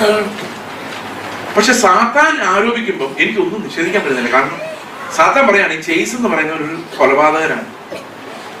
ഞാൻ വിചാരിച്ചു ഞാനൊരു ഉറുമ്പിനെ പോലും കൊന്നിട്ടില്ല എന്ന് വിചാരിച്ച് നടന്നത്. പക്ഷെ കർത്താവ് പറഞ്ഞു സഹോദരനെ ദേഷിക്കുന്നവനെല്ലാം. അപ്പൊ കൊലപാതകന്റെ ലിസ്റ്റിൽ ഞാനുണ്ട്. പറഞ്ഞു വന്നപ്പോ എല്ലാ ലിസ്റ്റിലും ഞാനുണ്ട്. ഞാനില്ലാതെ ഒരു ലിസ്റ്റുമില്ല. വിഗ്രഹാരാധന അതിലും ഉണ്ടായിരുന്നു. അപ്പൊ ഞാൻ ആലോചിച്ചത് അത് എങ്ങനെ വിഗ്രഹാരാധകനായെന്നറിയോ? നിങ്ങൾക്കറിയോ, ഞാൻ ഇവിടെ സംസാരിച്ചുകൊണ്ടിരിക്കുമ്പോൾ ഇത് കഴിഞ്ഞ് ഇറങ്ങുമ്പോൾ നിങ്ങൾ എന്നെ കുറിച്ച് മോശം അഭിപ്രായം പറയുന്നത്, എന്തായി പ്രശ്നം, ഇത് തന്നെ ഇയാൾ എപ്പോഴും ഈ അപ്പോ ഞാൻ വിചാരിച്ചു എന്താ ഇവന്മാര് പറയുന്നത്, എന്റെ വിഗ്രഹമാണ് എൻ്റെ അകത്ത്. ഞാൻ കൊണ്ടു നടക്കുന്ന ഒരു സാധനമുണ്ട്, എല്ലാവരും പുകഴ്ത്തി പറയണം അല്ലെ, എല്ലാവരും കഴിയുവാണെങ്കിൽ ഒരു മാല ഇടണം, കഴിയുവാണെങ്കിൽ എന്നെ ഏറ്റവും നല്ല സീറ്റിൽ കൊണ്ട് ഇരുത്തണം. കാരണം എല്ലാവരും പൂജിക്കുകയും ബഹുമാനിക്കുകയും ചെയ്യേണ്ട സാധനം എന്തോ? ആരാ? ഞാനാ. ഈ ഞാനാണ് എന്റെ വിഗ്രഹം. ഇതിൽ ചെളി വാരിടാൻ ഞാൻ ആരെയും സമ്മതിക്കത്തില്ല. മനസ്സിലാവുന്ന ഞാൻ പറയുന്നത്? ഈ വിഗ്രഹം പൊടിയാതെ എനിക്ക് മാനസാന്തരപ്പെടാൻ പറ്റില്ല. ഇപ്പൊ കർത്താവ് എന്നോട് പറഞ്ഞു, നിന്റെ വിഗ്രഹം എന്ന് പറയുന്നത് നീ തന്നെയാണ്. ശരിയാ. അതുകൊണ്ട് എനിക്ക് ആരെ സ്നേഹിക്കാനും പറ്റുന്നില്ല. കാരണം ഞാൻ എന്നെ അങ്ങ് സ്നേഹിക്കുക, വിഗ്രഹത്തെ അങ്ങ് പൊതിഞ്ഞു കൊണ്ട് നടക്കുക. ആരും ഒരു ചെളി പോലും പിടിക്കാതെ, ഒരാളൊരു ദോഷം പോലും പറയാതെ നല്ല സുന്ദരമായൊരു വിഗ്രഹമായിട്ട് ആളുകൾ വെച്ച് ഇത് കൊള്ളാൻ കേട്ടോ, നല്ല കേട്ടോ, ഭയങ്കര സമർത്ഥനാട്ടോ, ഇങ്ങനെയൊക്കെ പറയിപ്പിക്കാൻ വേണ്ടി ഞാൻ ഇങ്ങനെ നടക്കുക. വിഗ്രഹം അവസാനം എല്ലാ കേസിലും തോറ്റു. നിയമത്തോട് കർത്താവ് ചോദിക്കോ, ഇവൻ എങ്ങനെയുണ്ട്? ചെറുപ്പത്തിന്റെ ദേവനോട് കുടിയതല്ലേ? നിയമം പറയാ, ഇങ്ങനത്തെ ഒരു ശരീരം വെച്ചോണ്ട് ഇവൻ എങ്ങനെ ചെയ്യാൻ? ഞാൻ ഒത്തിരി കാര്യങ്ങൾ പറഞ്ഞു, ഇവന്റെ ഉള്ളിൽ ഒരു നല്ല ഗുണം ഉണ്ടാകുന്നില്ല, ഇവരെ നരകത്തിൽ ഇടല്ലാതെ വേറെ വിഷയമില്ല. നിയമം പറയും, ഞാൻ വിളിച്ചുകൊണ്ടുപോയി വക്കീല. അവസാനം എനിക്കൊരു കാര്യം മനസ്സിലായി, എനിക്ക് രക്ഷപ്പെടാൻ പറ്റില്ല. ഞാൻ കർത്താവിന് പറഞ്ഞു, കർത്താവേ, എന്റെ വിധി എനിക്ക് മനസ്സിലായി, ഒരു നന്മ എന്നിലില്ല, വെറും സീറോ ആണ്. ഇത് വെറുതെ പറയുന്നതല്ല, വെറുതെ പറയുന്നില്ല. എന്റെ ജീവിതത്തിന്റെ പല ഘട്ടങ്ങളിലും കർത്താവിനെ കാണിച്ചിട്ടുള്ള കാര്യമാണ്. എന്ത് ചെയ്താലും, ഈ ശരീരം ചുടാൻ ഏൽപ്പിച്ചാലും മലയെ മറിക്കാനുള്ള വിശ്വാസം ഉണ്ടെങ്കിലും ഒന്നുമില്ല. I'm not like Christ. ക്രിസ്തുവിനെ പോലെ അല്ലെങ്കിൽ സീറോ ആണ്.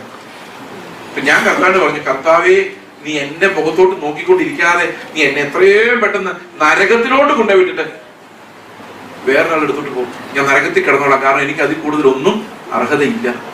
ഈ ഒരു ഡെസ്പറേഷനാണ് പ്രിയ സഹോദരങ്ങളെ റിപ്പന്റൻസ് എന്ന് പറയുന്നത്. Repentance is turning from me. എന്നിൽ നിന്ന് ഞാൻ തിരിയുക. ഇനി എന്നെ നോക്കുന്നില്ല, എന്റെ കഴിവുകളെ നോക്കുന്നില്ല, ഞാൻ ആശ്രയിക്കാവുന്ന എന്റെ തീരുമാനങ്ങളെ പോലും ഞാൻ നോക്കുന്നില്ല. ഞാൻ ഗതികെട്ടവനെ പോലെ യേശുവിനെ നോക്കിയിട്ട് പറയാം, കർത്താവേ, എനിക്കൊരു രക്ഷയില്ല, ഞാൻ അനർഹനും ഒരു നന്മയ്ക്കും അർഹതയില്ലാത്തവൻ. അപ്പൊ കർത്താവ് പറയാനോട്, നിന്നെ ഞാൻ വെറുതെ വിട്ടു. അപ്പൊ ഞാൻ ഇത്രയും ഭയങ്കര ഭീകരനായ കുറ്റവാളിയാണ് ഞാൻ, എന്നെ എങ്ങനെ വെറുതെ വിടാൻ പറ്റും? അപ്പൊ കർത്താവ് പറയും, 2000 വർഷങ്ങൾക്കും എന്റെ മകൻ ക്രൂശിൽ മരിക്കുമ്പോ അവൻ മരിക്കേണ്ട കാര്യമില്ല, അവൻ രക്ഷപ്പെടാമായിരുന്നു. പക്ഷെ അവൻ രക്ഷപ്പെടാതെ മരണത്തെ സ്വീകരിച്ചപ്പോ അവന്റെ ഹൃദയത്തിൽ നീയായിരുന്നു. അതുകൊണ്ടാണ് നിന്റെ പാപങ്ങൾക്ക് പകരമാണ് അവൻ അന്ന് മരിച്ചത്. അതുകൊണ്ട് നീ ഇന്ന് ഫ്രീ ആയിരുന്നു. ഞാൻ പറഞ്ഞു, കർത്താവിന് സ്തോത്രം. പ്രിയ സഹോദരങ്ങളെ, നിങ്ങൾ ആരാധിക്കുമ്പോ എന്താ പറയുന്നത്? ആരാധിക്കുന്നത് എന്ത് പറഞ്ഞ ആരാധിക്കുന്നത്? ഇത്രത്തോളം നടത്തിയെന്നോ, കഴിഞ്ഞ ആഴ്ച നല്ല ആഹാരം തന്നേനോ, അത് നല്ല ജോലി തന്നേനോ, ദോഹയിൽ കൊണ്ടുവന്നേനോ, പൈസ തന്നേനോ, എന്തിനാ ദൈവത്തെ ആരാധിക്കുന്നത്? എനിക്ക് പകരം കാൽവരി ക്രൂസിലുള്ള മരിച്ചെന്ന് പറഞ്ഞാണോ നമ്മൾ ആരാധിക്കുന്നത്? എന്റെ പാപങ്ങളെ നീക്കിയ കുഞ്ഞാട് യോഗ്യൻ എന്ന് പറഞ്ഞാണോ നമ്മൾ ആരാധിക്കുന്നത്? പ്രിയ സഹോദരങ്ങൾ, ഇതാ പുതിയ നിയമ ആരാധന. കുഞ്ഞാട് യോഗ്യൻ എന്ന് നിങ്ങളുടെ വായിൽ വരുന്നുണ്ടോ? എന്റെ അയോഗ്യതകളെ കാണാതെ എനിക്ക് കുഞ്ഞാടിന്റെ യോഗ്യതയെ കാണാൻ പറ്റുമോ? ഇന്ന് എവിടെ ചെന്നാലും ആരാധന എന്ന് പറയുന്നത് ഈ ലോകത്തിലെ സുഖം കിട്ടിയതിന്റെ സന്തോഷം കൊണ്ടാണ്. സത്യം പറഞ്ഞ കർത്താവ് ഇതോർത്ത് എന്ത് സങ്കടപ്പെടുന്നുണ്ടാവും ഞാൻ ഓർത്ത്. ലോകത്തിലെ സുഖങ്ങൾ തന്നതിന് കർത്താവേ സ്തോത്രം. അവൻ പ്രാണവേദനയോടെ പിടഞ്ഞ് മരിച്ചതിനെ കുറിച്ച് ഒരു ചിന്ത പോലും നമുക്ക്. ഇത് ഞാൻ പറഞ്ഞാലെങ്കിൽ നിങ്ങളുടെ ഹൃദയത്തിൽ ഉണ്ടാവും എന്ന് പറയുന്നുണ്ടായിരുന്നു. കാരണം ഇത് വികാരങ്ങളോടെ നമ്മുടെ അകത്തേക്ക് ഒരു പാഷനായിട്ട് വരണമെങ്കിൽ ദൈവത്തിന്റെ ആത്മാവിന്റെ നല്ലൊരു കാര്യം അങ്ങനെ മാത്രമേ അതങ്ങനെ വരത്തുള്ളൂ. ഓക്കെ, അപ്പൊ ഞാൻ ഭയങ്കര സന്തോഷത്തോടെ, പ്രിയ സഹോദരങ്ങളെ, 25 വർഷമായിട്ട്, 25 അല്ല, 94, 2004, 2014, 25 കറക്റ്റ്, 25 വർഷമായിട്ട് പ്രിയ സഹോദരങ്ങളെ, ഞാൻ ഈ ഒരൊറ്റ കാര്യത്തിനല്ലാതെ എനിക്കൊന്നും സ്തോത്രം ഞാൻ ഓർക്കാറില്ല. കാരണം അതുപോലെ വലിയൊരു ഭാഗ്യമാണ് എനിക്കൊരു പകരക്കാരൻ ക്രൂശിലുണ്ടായിരുന്നു എന്നുള്ളത്. എനിക്ക് പകരം മരിക്കാൻ ഒരാളുണ്ടായിരുന്നു. അപ്പൊ ഞാൻ കർത്താവിനോട് പറയാം, കർത്താവേ, താങ്ക് യു ജീസസ്, എന്നെ രക്ഷിച്ചതിനായിട്ട് സ്തോത്രം. എപ്പോഴും നമ്മൾ വായിരിക്കേണ്ട സ്ഥിതി, കർത്താവെ എന്നെ രക്ഷിച്ചതിനായിട്ട് സ്തോത്രം, എനിക്ക് പകരം നീ നിന്റെ ജീവനെ വെച്ചതിനായിട്ട് സ്തോത്രം. എന്റെ സ്നേഹിതന് വേണ്ടി ജീവനെ കൊടുക്കുന്നതിനേക്കാൾ അധിക സ്നേഹം ആർക്കുമില്ല. നീ ആ സ്നേഹം കൊണ്ട് എന്നെ സ്നേഹിച്ചതിനായിട്ട് സ്തോത്രം. അപ്പൊ കർത്താവിനോട് പറയാം, അത് തീർന്നിട്ടില്ല. എന്റെ നെറ്റിയിൽ അവൻ നീതിമാനം എഴുതി. ഞാൻ പറഞ്ഞു, ഒരു നീതിയും ചെയ്യാത്ത എന്നെയോ? അപ്പൊ കർത്താവ്, ഇത് നിന്റെ നീതിയല്ല, 2000 വർഷങ്ങൾക്ക് മുമ്പ് നിനക്ക് വേണ്ടി കർത്താവായ യേശു ക്രിസ്തു തികച്ച നീതിയാണ് നിന്റെ നെറ്റിയിൽ എഴുതി വെച്ചിരിക്കുന്നത്. അവന്റെ നീതിയാൽ നീ നീതിമാനായിരിക്കോ? ഇനി ജീവിക്കുമ്പോൾ എപ്പോഴും ഓർക്കണം, നീ പഴയ ആളല്ല, പുതിയ ആളാണ്. പുതിയ ആള് നീതിമാനാണ്. ആരുടെ നീതി നമ്മുടെ മേലുള്ളത്? യേശുവിന്റെ നീതിയാണ്. യേശുവിന്റെ നീതിയാൽ നീതീകരിക്കപ്പെട്ട എത്ര പേര് ഇവിടെ ഇരിപ്പുണ്ട്? നിങ്ങൾ ചിന്തിക്കുന്നുണ്ടോ ഇതിനെക്കുറിച്ച്? നമ്മൾ നടക്കുമ്പോഴും ഇരിക്കുമ്പോഴും എല്ലാം അവന്റെ ആത്മാവ് നമ്മളെ ബോധ്യപ്പെടുത്തേണ്ടത്, അവന്റെ ജീവൻ നമ്മുടെ ഉള്ളിൽ വന്നിട്ടുണ്ടെങ്കിൽ ആ ജീവൻ ബോധ്യപ്പെടുത്തേണ്ടത് നിങ്ങൾ ജീവിക്കുന്നത് യേശുവിന്റെ ജീവനാണെന്നുള്ളതാണ്. ആ യേശുവിന്റെ ജീവനോടുള്ള ഞരക്കമാണ് നമ്മളെ അവനിലേക്ക് അടുപ്പിച്ച് കൊണ്ടുപോകുന്നത്. നിർജീവ പ്രവൃത്തികൾ എന്നുള്ള മാനസാന്തരം എന്ന് പറഞ്ഞാൽ ശരിക്കും എന്താ അർത്ഥം എന്നറിയാം? ഒറ്റ അർത്ഥത്തിൽ അത് പറയാം. ഇതേ ഉള്ളൂ. രണ്ടാം ദിവസം ഇത് തന്നെ പറഞ്ഞോളൂ. നിർജീവ പ്രവൃത്തികളെ കുറിച്ചുള്ള മാനസാന്തരം എന്ന് പറഞ്ഞാൽ എന്റെ പഴയ മനുഷ്യന്റെ മരണം, ഡെത്ത് ഓഫ് ദാറ്റ് ഓൾഡ്, മരിക്കുക. ഇനി ഞാൻ എന്നെ കൗണ്ട് ചെയ്യുന്നില്ല. I am gone. എങ്ങനെ ഗോൺ എന്നറിയാം? എന്റെ സകല അസറ്റോടും കൂടി ഗോൺ. ഞാൻ നല്ലതെന്ന് വിചാരിച്ച എല്ലാ ഗുണങ്ങളോടും കൂടി ഗോൺ. എന്റെ കഴിവുകളോടുകൂടെ ഗോൺ. ആ പഴയ മനുഷ്യൻ അതുപോലെ ഗോൺ, ഗിവൺ ടു ഡെത്ത്. ഈ മരണമാണ് ശരിക്കുമുള്ള മാനസാന്തരം, പഴയതിനെ ആശ്രയിക്കാത്ത മരണം. ഇത് ഈ മാനസാന്തരത്തെ കുറിച്ച് നമുക്ക് ഏറ്റവും നല്ല പാസേജ്, 2 പാസേജ് ഉണ്ട്. ഇതെല്ലാം പറയാൻ സമയമില്ല. ഈ 2 പാസേജിൽ ഒരു പാസേജ് ഫിലിപ്പിയ ലേഖനമാണ്. ഫിലിപ്പിയ ലേഖനത്തിന്റെ 3-ാം അധ്യായത്തിൽ സ്ട്രോങ് ആയിട്ടുള്ള മാനസാന്തരത്തെ കുറിച്ചുള്ള പാസേജാണ്. നമുക്ക് നോക്കാം എന്താണ് മാനസാന്തരം. Turning to Christ. ഫിലിപ്പിയ ലേഖനം 3-ാം അധ്യായത്തിന്റെ 5-6 വാക്യങ്ങൾ. ഫിലിപ്പിയ ലേഖനം 3-ന്റെ 8-ാം നാളിൽ പരിച്ഛേദനയേറ്റവൻ ഇസ്രായേൽ ജാതിക്കാരൻ ബെന്യാമീൻ ഗോത്രക്കാരൻ ഇബ്രായരിൽ നിന്ന് ജനിച്ച എബ്രായൻ ന്യായപ്രമാണം സംബന്ധിച്ച് പരീശൻ ശുഷ്കാന്തി സംബന്ധിച്ച് സഭയെ ഉപദ്രവിച്ചവൻ ന്യായപ്രമാണത്തിലെ നീതി സംബന്ധിച്ച് അനിന്യൻ. ന്യായപ്രമാണത്തിലെ നീതി സംബന്ധിച്ച് അനിന്യൻ. ഇപ്പൊ കുറെ ക്വാളിറ്റീസ് ഉണ്ട് അല്ലെ? നമ്മൾ നമ്മുടെ ലൈഫിലേക്ക് നോക്കിയ കുറെ ക്വാളിറ്റീസ് ഇല്ലേ? നിങ്ങൾ എന്തൊക്കെ ക്വാളിറ്റീസ് ഉള്ളവരായിട്ട് നിങ്ങളെ തന്നെ കാണുന്നത് നോക്കി. ഞാൻ പറയാം, നല്ല കുടുംബത്തിൽ പിറന്നവർ അല്ലെ, നല്ല പൈസ ഉള്ളവർ, അതൊരു മലയാളി സമ്മതിക്കില്ല. നല്ല പൈസ ഉള്ളവരുടെ ലിസ്റ്റിലുള്ള ഒരു കൈവക്കാൻ പറഞ്ഞാൽ ആരും കൈവക്കില്ല. പക്ഷെ നല്ല കുടുംബത്തിൽ പറഞ്ഞവരുടെ ലിസ്റ്റ് പറഞ്ഞ നമ്മളെല്ലാവരും നോക്കും അല്ലേ? അതാണ് നമ്മുടെ ഒരു സ്വഭാവം. പിന്നെ വിദ്യാഭ്യാസമുള്ളവർ. ഈ സഭയിൽ ഏറ്റവും നീതിമാന്മാരായ ആൾക്കാരൊക്കെ ആരില്ല. ദൈവത്തിന് സ്തോത്രം. അപ്പൊ ഇങ്ങനെ പല ലിസ്റ്റിൽ നമ്മളുണ്ട്. എബ്രായൻ ജനിച്ച എബ്രായൻ, നല്ലപോലെ ഇംഗ്ലീഷ് പറയുന്നവൻ, അങ്ങനെ വേണമെങ്കിൽ നമുക്ക് മാറ്റാം. പിന്നെ നല്ലപോലെ പെരുമാറാൻ അറിയാവുന്നവൻ, പിന്നെ നല്ല സ്കൂളിൽ പഠിച്ചവൻ, ഇങ്ങനെ പല ക്വാളിറ്റീസ്. പിന്നെ ഏറ്റവും നല്ല കാര്യം, കേരളത്തിലെ ചെന്ന് കഴിഞ്ഞാൽ പിന്നെ പറയാനില്ല, രാഷ്ട്രീയ നേതാക്കളുമായിട്ട് സ്വാധീനമുള്ളവൻ, അവനാണ് വിളിക്കുന്നത് അല്ലെ? ഇവിടെ പൗലോസ് പറയാണ്, ഈ ഇത്രയൊക്കെ അസറ്റ് ഉണ്ടായിരുന്നവനാണ് ഞാൻ. അപ്പൊ ഏതെല്ലാം ലിസ്റ്റിൽ പൗലോസ് ഉണ്ട്? നീതിമാന്മാരുടെ ലിസ്റ്റിൽ പൗലോസ് ഉണ്ട്, രാഷ്ട്രീയ സ്വാധീനമുള്ളവരുടെ ലിസ്റ്റിൽ പൗലോസ് ഉണ്ട്, ധനവാന്റെ ലിസ്റ്റിൽ പൗലോസ് ഉണ്ട്. ഇതൊന്നും ഇവിടെ പറഞ്ഞിട്ടില്ല കേട്ടോ. ന്യായപ്രമാണം സംബന്ധിച്ചുള്ള ഗമ മാത്രമേ പൗലോസ് പറഞ്ഞിട്ടുള്ളൂ, വേറെ ഒന്നും പറഞ്ഞിട്ടില്ല. വേറെ ഒത്തിരി പറയാനുണ്ട് ജഡത്തിൽ, പക്ഷെ പറഞ്ഞിട്ടില്ല. എന്നിട്ട് ഈ പൗലോസ് പറയാണ്, അടുത്ത വാക്യം, 7-ാം വാക്യം, എങ്കിലും എനിക്ക് ലാഭമായിരുന്നതൊക്കെയും ക്രിസ്തു നിമിത്തം ഞാൻ ഛേദമെന്ന് എണ്ണിയിരിക്കുന്നു. അപ്പൊ ഇത് ഛേദം എന്ന് പറഞ്ഞാൽ എന്തോ? നഷ്ടം. ഉദാഹരണത്തിന് എങ്ങനെയാണ് ഈ ലാഭമായിരുന്നല്ല ഛേദമായിട്ട് വരുന്നത്? എബ്രായൻ തിരിച്ച് എബ്രായൻ, നല്ല കാര്യമല്ലേ? എബ്രായ ഭാഷ പറയാൻ മേലെ, അതെങ്ങനെ നഷ്ടമായി മാറിയത്? നല്ല രാഷ്ട്രീയ സ്വാധീനം, അതെങ്ങനെ നഷ്ടമായി മാറുന്നത്? നല്ല കാര്യമല്ലേ? ആരെങ്കിലും മിഷണറി ആയിട്ട് നോർത്ത് ഇന്ത്യയിൽ പോകുമ്പോൾ അവർക്ക് മാസം 20,000 രൂപ സാലറി, നല്ല കാര്യമല്ലേ? അസറ്റ് അല്ലേ ഇതെല്ലാം? നല്ല സ്നേഹമുള്ള കുടുംബം, അസറ്റ് അല്ലേ ഇതെല്ലാം? ആണോ അല്ലയോ? ഇതെല്ലാം വേണ്ടാന്ന് വെച്ചാൽ ന്യൂട്രൽ. പക്ഷെ നഷ്ടമായി മാറുന്നത് എങ്ങനെയാ? പൗലോസ് പറയോ, ഇതെല്ലാം എനിക്ക് എന്തായി മാറി? നഷ്ടമായി മാറി. എന്തുകൊണ്ട് നഷ്ടമായി മാറി എന്നറിയാം? ക്രിസ്തുവിന്റെ പരിജ്ഞാനത്തിന്റെ ശ്രേഷ്ഠത. ഈ നഷ്ടമാകുന്നത് എങ്ങനെയാന്ന് ഞാൻ പറയാം. ഉദാഹരണത്തിന് പിണറായി വിജയൻ നിങ്ങളുടെ അടുത്ത സുഹൃത്താന്ന് വിചാരിച്ചു, അല്ല കേരളത്തിലാന്ന് വിചാരിച്ചു. സുവിശേഷ വിരോധികൾ വന്ന് സഭയ്ക്ക് കല്ലെറിഞ്ഞെന്ന് വിചാരിച്ചു. നിങ്ങൾ എന്ത് ചെയ്യും? ആദ്യം നീ പിണറായി വിജയനെ വിളിക്കും, സഖാവെ ഞങ്ങൾ ആകെ പ്രശ്നത്തിലാണ്, സഹായിക്കണം. പുള്ളി ഉടനെ പോലീസുകാരെ വിളിച്ച് നമ്മളെ രക്ഷിക്കും. ഓ, ഞങ്ങളുടെ ഗമ അങ്ങ് വർദ്ധിക്കുമല്ലേ? എന്താ നഷ്ടപ്പെട്ടതെന്നറിയോ? എന്താ നഷ്ടമായി പോയത്? ക്രിസ്തു ഇതിനെ എങ്ങനെ ഫേസ് ചെയ്യുമെന്ന് നമ്മൾ പഠിച്ചില്ല. അതാ പരിജ്ഞാനം, അത് പഠിച്ചില്ല. യേശു ക്രിസ്തു ആയിരുന്നെങ്കിൽ ആ കല്ലേറിനെ എങ്ങനെ നേരിടുമായിരുന്നു, ആ ശത്രുവിനെ എങ്ങനെ സ്നേഹിക്കുമായിരുന്നു എന്ന് പഠിച്ചില്ല. പഠിച്ചോ? അപ്പൊ നഷ്ടമായി. അതില്ലായിരുന്നെങ്കിലോ? ഒരു സ്വാധീനം ഇല്ലായിരുന്നു, ഗവൺമെന്റ് നമുക്കെതിരായിരുന്നെങ്കിലോ എന്ത് ചെയ്തേനെ? നീലവിളിച്ച് കരഞ്ഞേനെ അല്ലേ? അപ്പൊ എന്താ നഷ്ടമായത്? ദൈവത്തിലേക്ക് നോക്കുന്ന ഒരു അവസരം. ബന്ധുക്കൾ, നല്ല ബന്ധുക്കളും പണം ഉണ്ടെങ്കിൽ എന്താ സംഭവിക്കുന്നത്? ഉദാഹരണത്തിന് ഞാൻ കല്യാണം കഴിച്ച് കഴിഞ്ഞപ്പോൾ എന്റെ അപ്പൻ എന്റെ ഭാര്യ വിളിച്ചിട്ട് പറഞ്ഞു, ഇവ ഞാൻ പറയുന്ന ഒന്നും അനുസരിച്ചിട്ടില്ല. ഇവ കല്യാണം കഴിഞ്ഞ ഉടനെ ബീഹാറിലോട്ട് പോകാൻ വേണ്ടി ഇരിക്കുവാണ് നീയും കൂടെ. അതെങ്ങനെയെങ്കിലും മുടക്കാൻ നീ സഹായിക്കണം. എന്താണെന്നറിയോ? ഭയങ്കര സ്നേഹം. അതുകൊണ്ടാണ് ഞങ്ങൾ പോയി ബീഹാറിൽ പോയി കഷ്ടപ്പെടരുതെന്ന് അപ്പൻ്റെ ആഗ്രഹം. കേരളം ഒഴിച്ച് എവിടെ പോയാലും കഷ്ടമാണെന്നാണ് അപ്പൻ്റെ വിചാരം. അതുകൊണ്ട് എൻ്റെ ഭാര്യയോട് പറയാണ്, ഞാൻ പറഞ്ഞ കേൾക്കില്ല, അതുകൊണ്ട് നീ എങ്ങനെ ഇവനെങ്കിലും സമ്മതിക്കും. അപ്പൊ എന്നെ ബീഹാറിൽ പോകാൻ തടസ്സം ആരാ? സ്നേഹമുള്ള അപ്പനാണോ സ്നേഹം ഇല്ലാത്ത അപ്പനാണോ? പറ, ആരാ തടസ്സം? സ്നേഹമുള്ള അപ്പനാലെ. നിങ്ങളൊന്ന് ആലോചിച്ച് നോക്കിയാൽ നമുക്ക് അസറ്റായിരിക്കുന്ന എല്ലാം നമുക്ക് ദൈവരാജ്യം വരുമ്പോൾ എന്തായിത്തീരുന്നത്? നഷ്ടമായിട്ടാണ് വരുന്നത് ആണോ? ഞാനൊരു കാര്യം ചോദിക്കാം. 1 കോടി രൂപ അസറ്റുള്ള 5 കോടി രൂപ അസറ്റുള്ള ഒരു അപ്പനെ വിട്ടിട്ട് സുശേഷോലേക്ക് പോകാനാണ് എളുപ്പം, അതോ 5 നയാ പൈസ കയ്യിലില്ലാത്ത അപ്പനെ വിട്ടിട്ട് പോകാനാണ് എളുപ്പം? ഏതാ എളുപ്പം? 5 നയാ പൈസ ഇല്ലാത്ത അപ്പനെ എപ്പോ വിട്ടു ചോദിച്ചാൽ മതി.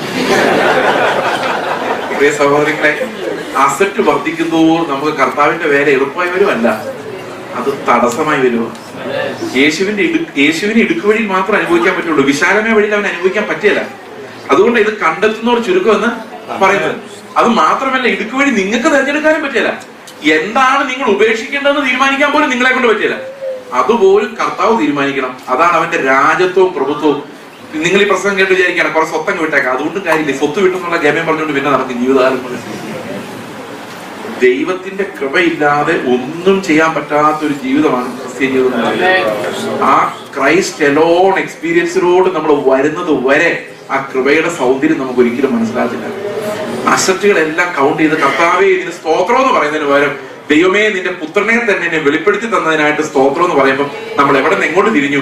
എന്റെ ജീവിതത്തിൽ നിന്ന് ക്രിസ്തുവിന്റെ ജീവിതത്തിലേക്ക് തിരിഞ്ഞു. അപ്പൊ നിർജീവ പ്രവൃത്തികളിൽ നിന്നുള്ള മാനസാന്തരം എന്ന് പറയുന്നത് ശരിക്കും ഒരു മരണമാണ്. പഴയതിനോടെല്ലാം ഉള്ള മരണം യേശുവിന്റെ ജീവനിലേക്കുള്ള അത് ആത്മാവിനാൽ സാധിക്കും. പ്രിയ സഹോദരങ്ങളെ, ആത്മാവ് നമ്മളിൽ വരുമ്പോൾ ആദ്യം സംഭവിക്കേണ്ടത് അതാണ്. കർത്താവിന് വേണ്ടിയുള്ള ഒരു ഞരക്കം, യേശുവിനെ പോലെ ആകാനുള്ള ആഗ്രഹം, അവന്റെ ജീവൻ നമ്മളിലേക്ക് ഇറങ്ങി വരുന്ന ആ വലിയൊരു സന്തോഷം, യേശു നടന്ന പോലെ നടക്കാനുള്ള ഒരു ആഗ്രഹം, അവൻ സംസാരിക്കാനുള്ള ആഗ്രഹം, ക്രിസ്തു അല്ലാതെ വേറെ ഒന്നിനെയും ആഗ്രഹിക്കാൻ പറ്റാത്ത ഒരു അനുഭവം.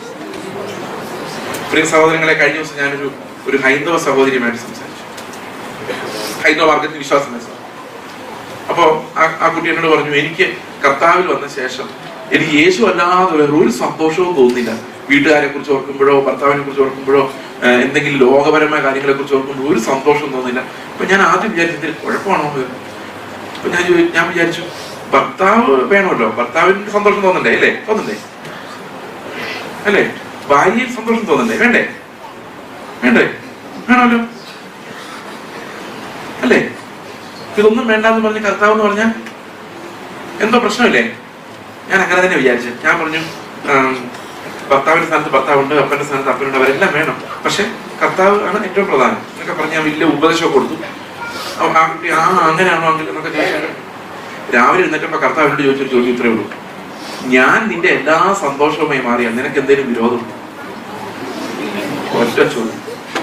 ഞാൻ പിന്നെ ഒരു മെസ്സേജ് അങ്ങോട്ട് അയച്ചു, നിങ്ങൾക്ക് ലഭിച്ചിരിക്കുന്ന ഒരു സ്പെഷ്യൽ ഗ്രേസ് ആണ്, ദൈവം നിങ്ങൾ അതിൽ വളർത്താൻ കൃപ തരട്ടെ എന്ന് പറഞ്ഞു.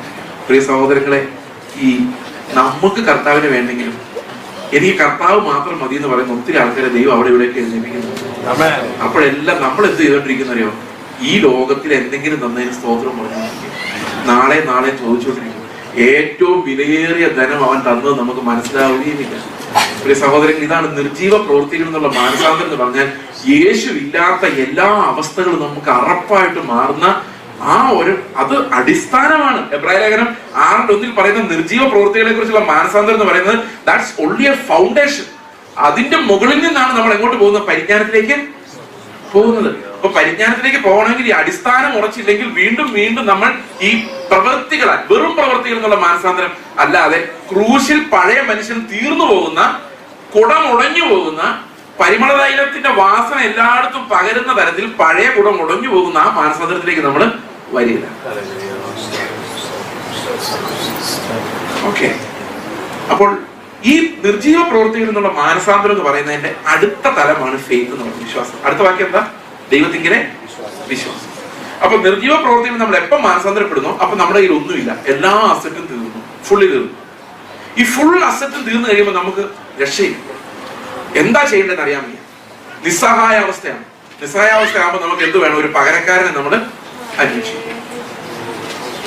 ഞാൻ ഓർക്കുന്നുണ്ട്, ചില സമയത്ത് വണ്ടി ഓടിക്കാൻ നേരത്ത് ഞാൻ ഈ കഴിഞ്ഞ ദിവസം കാറുമായിട്ടൊരു സ്ഥലത്ത് പോയി. അപ്പൊ അവര് പറഞ്ഞു പുറത്ത് എടുത്തത് ഇത്തിരി സ്പേസ് ഉള്ളൂ, കയറ്റാൻ പറ്റുന്നില്ല. ഞാൻ ഭയങ്കര ഡ്രൈവറാന്ന് എന്റെ അഭിപ്രായം, വേറെ എന്റെ അഭിപ്രായമല്ല. പക്ഷെ അവിടെ ചെന്നപ്പോ ഇത് ഈ വഴിയിലൂടെ കയറ്റാൻ എനിക്ക് പറ്റില്ല. അപ്പൊ ഞാൻ ഒരാളുടെ താക്കോൽ ഒന്ന് കയറ്റിടാമെന്ന് വെച്ചു. കാരണം എന്താ, എന്നെ കൊണ്ട് പറ്റില്ല എന്ന് വരുമ്പോഴേ എനിക്ക് വേറൊരാളെ പകരം അന്വേഷിക്കാൻ സാധിക്കുള്ളൂ. ഞാൻ എപ്പോ എന്നെ വിടുന്നോ, എന്നെ അബാൻഡൻ ചെയ്യുന്നോ, അപ്പൊ മാത്രമേ എനിക്കൊരു പകരക്കാരനിലേക്ക് നോക്കാൻ സാധിക്കൂ. എന്റെ പഴയ മനുഷ്യനിലായിരിക്കുന്നിടത്തോളം കാലം എനിക്കൊരു പകരക്കാരനെ നോക്കാൻ കഴിയത്തില്ല. പ്രിയ സഹോദരങ്ങളെ, ഇവിടെ യേശു എന്ന പകരക്കാരനിലേക്ക് നമ്മൾ നോക്കണമെങ്കിൽ, അവന്റെ നിറവിലേക്ക് നോക്കണമെങ്കിൽ, ഞാൻ ചെയ്താൽ ഇത് ശരിയാവില്ല, കർത്താവെ നീ തന്നെ ചെയ്യണമേ എന്ന ആ ഒരു ഉൾവിളി നമ്മുടെ ഉള്ളിൽ ഉണ്ടാകണമെങ്കിൽ ദൈവത്തിന്റെ ആത്മാവ് നമുക്ക് വളരെ ആഴമായ ഒരു പാപബോധം തരണം.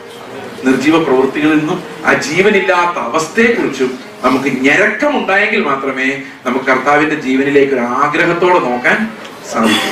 അപ്പൊ ഇതൊരു അടിസ്ഥാനമാണ് ഈ റിപ്പന്റൻസ് പറയുന്നത്. ഈ റിപ്പന്റൻസ് ഒരിക്കൽ തുടങ്ങിയാൽ ഒരിക്കലും അവസാനിക്കാൻ പറ്റില്ല. കാരണം യേശുവിനെ അനുരൂപരായി നമ്മൾ മാറുന്നത് വരെ, അവന്റെ ശരീരത്തിന്റെ തേജസ് നമ്മൾ പ്രാപിക്കുന്ന ആ നിമിഷം വരെ, മരിക്കുന്നവരെ, ഏറ്റവും ചെറിയ ഭാഷ പറഞ്ഞാൽ മരിക്കുന്നവരെ, പിന്നെ നമുക്ക് നല്ല ബോധത്തോടെ എഴുന്നേക്കുന്ന ഈ പുതിയ ശരീരത്തോടു കൂടിയാണ് അല്ലെ.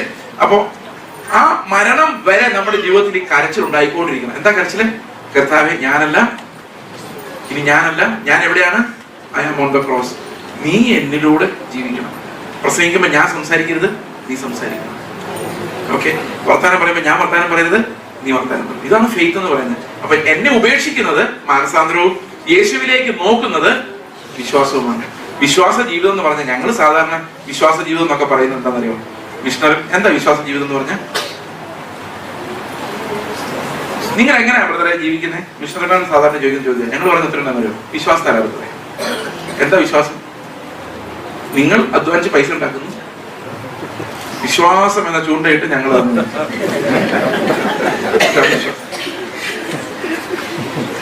പണം പണം പോക്കറ്റിലേക്ക് വരാൻ എങ്ങനെ നടക്കും കാര്യങ്ങൾ? വിശ്വാസത്തെ നടക്കും. അപ്പൊ വിശ്വാസം എന്ന ചൂണ്ടയിട്ട് നമ്മൾ പിടിക്കുന്നൊക്കെ എന്താണെന്നറിയോ? ഈ ലോകത്തിലെ സാധനം. പക്ഷെ വിശ്വാസം എന്ത് പിടിക്കാനുള്ള ചൂണ്ടയാണെന്നറിയോ? ഈ കർത്താവിന്റെ ധനം പിടിച്ചെടുക്കാനുള്ള ചൂണ്ടയാണ്. യേശു നമുക്ക് പകരം അധ്വാനിച്ചപ്പോ വലിയൊരു ധനം സമ്പാദിച്ചിട്ടുണ്ട്. ആ ധനം, സമാധാനം, ആനന്ദം, ആത്മാവിന്റെ ആ നടത്തിപ്പ്, ദൈവത്തിന്റെ സംസാരം, ഞാൻ ഇന്നലെ പറഞ്ഞില്ലേ ചെവിയുടെ കാര്യം, ആ തുറന്ന ചെവികൾ, ഇതെല്ലാം കർത്താവ് നമുക്ക് തരുന്ന ദാനമാണ്.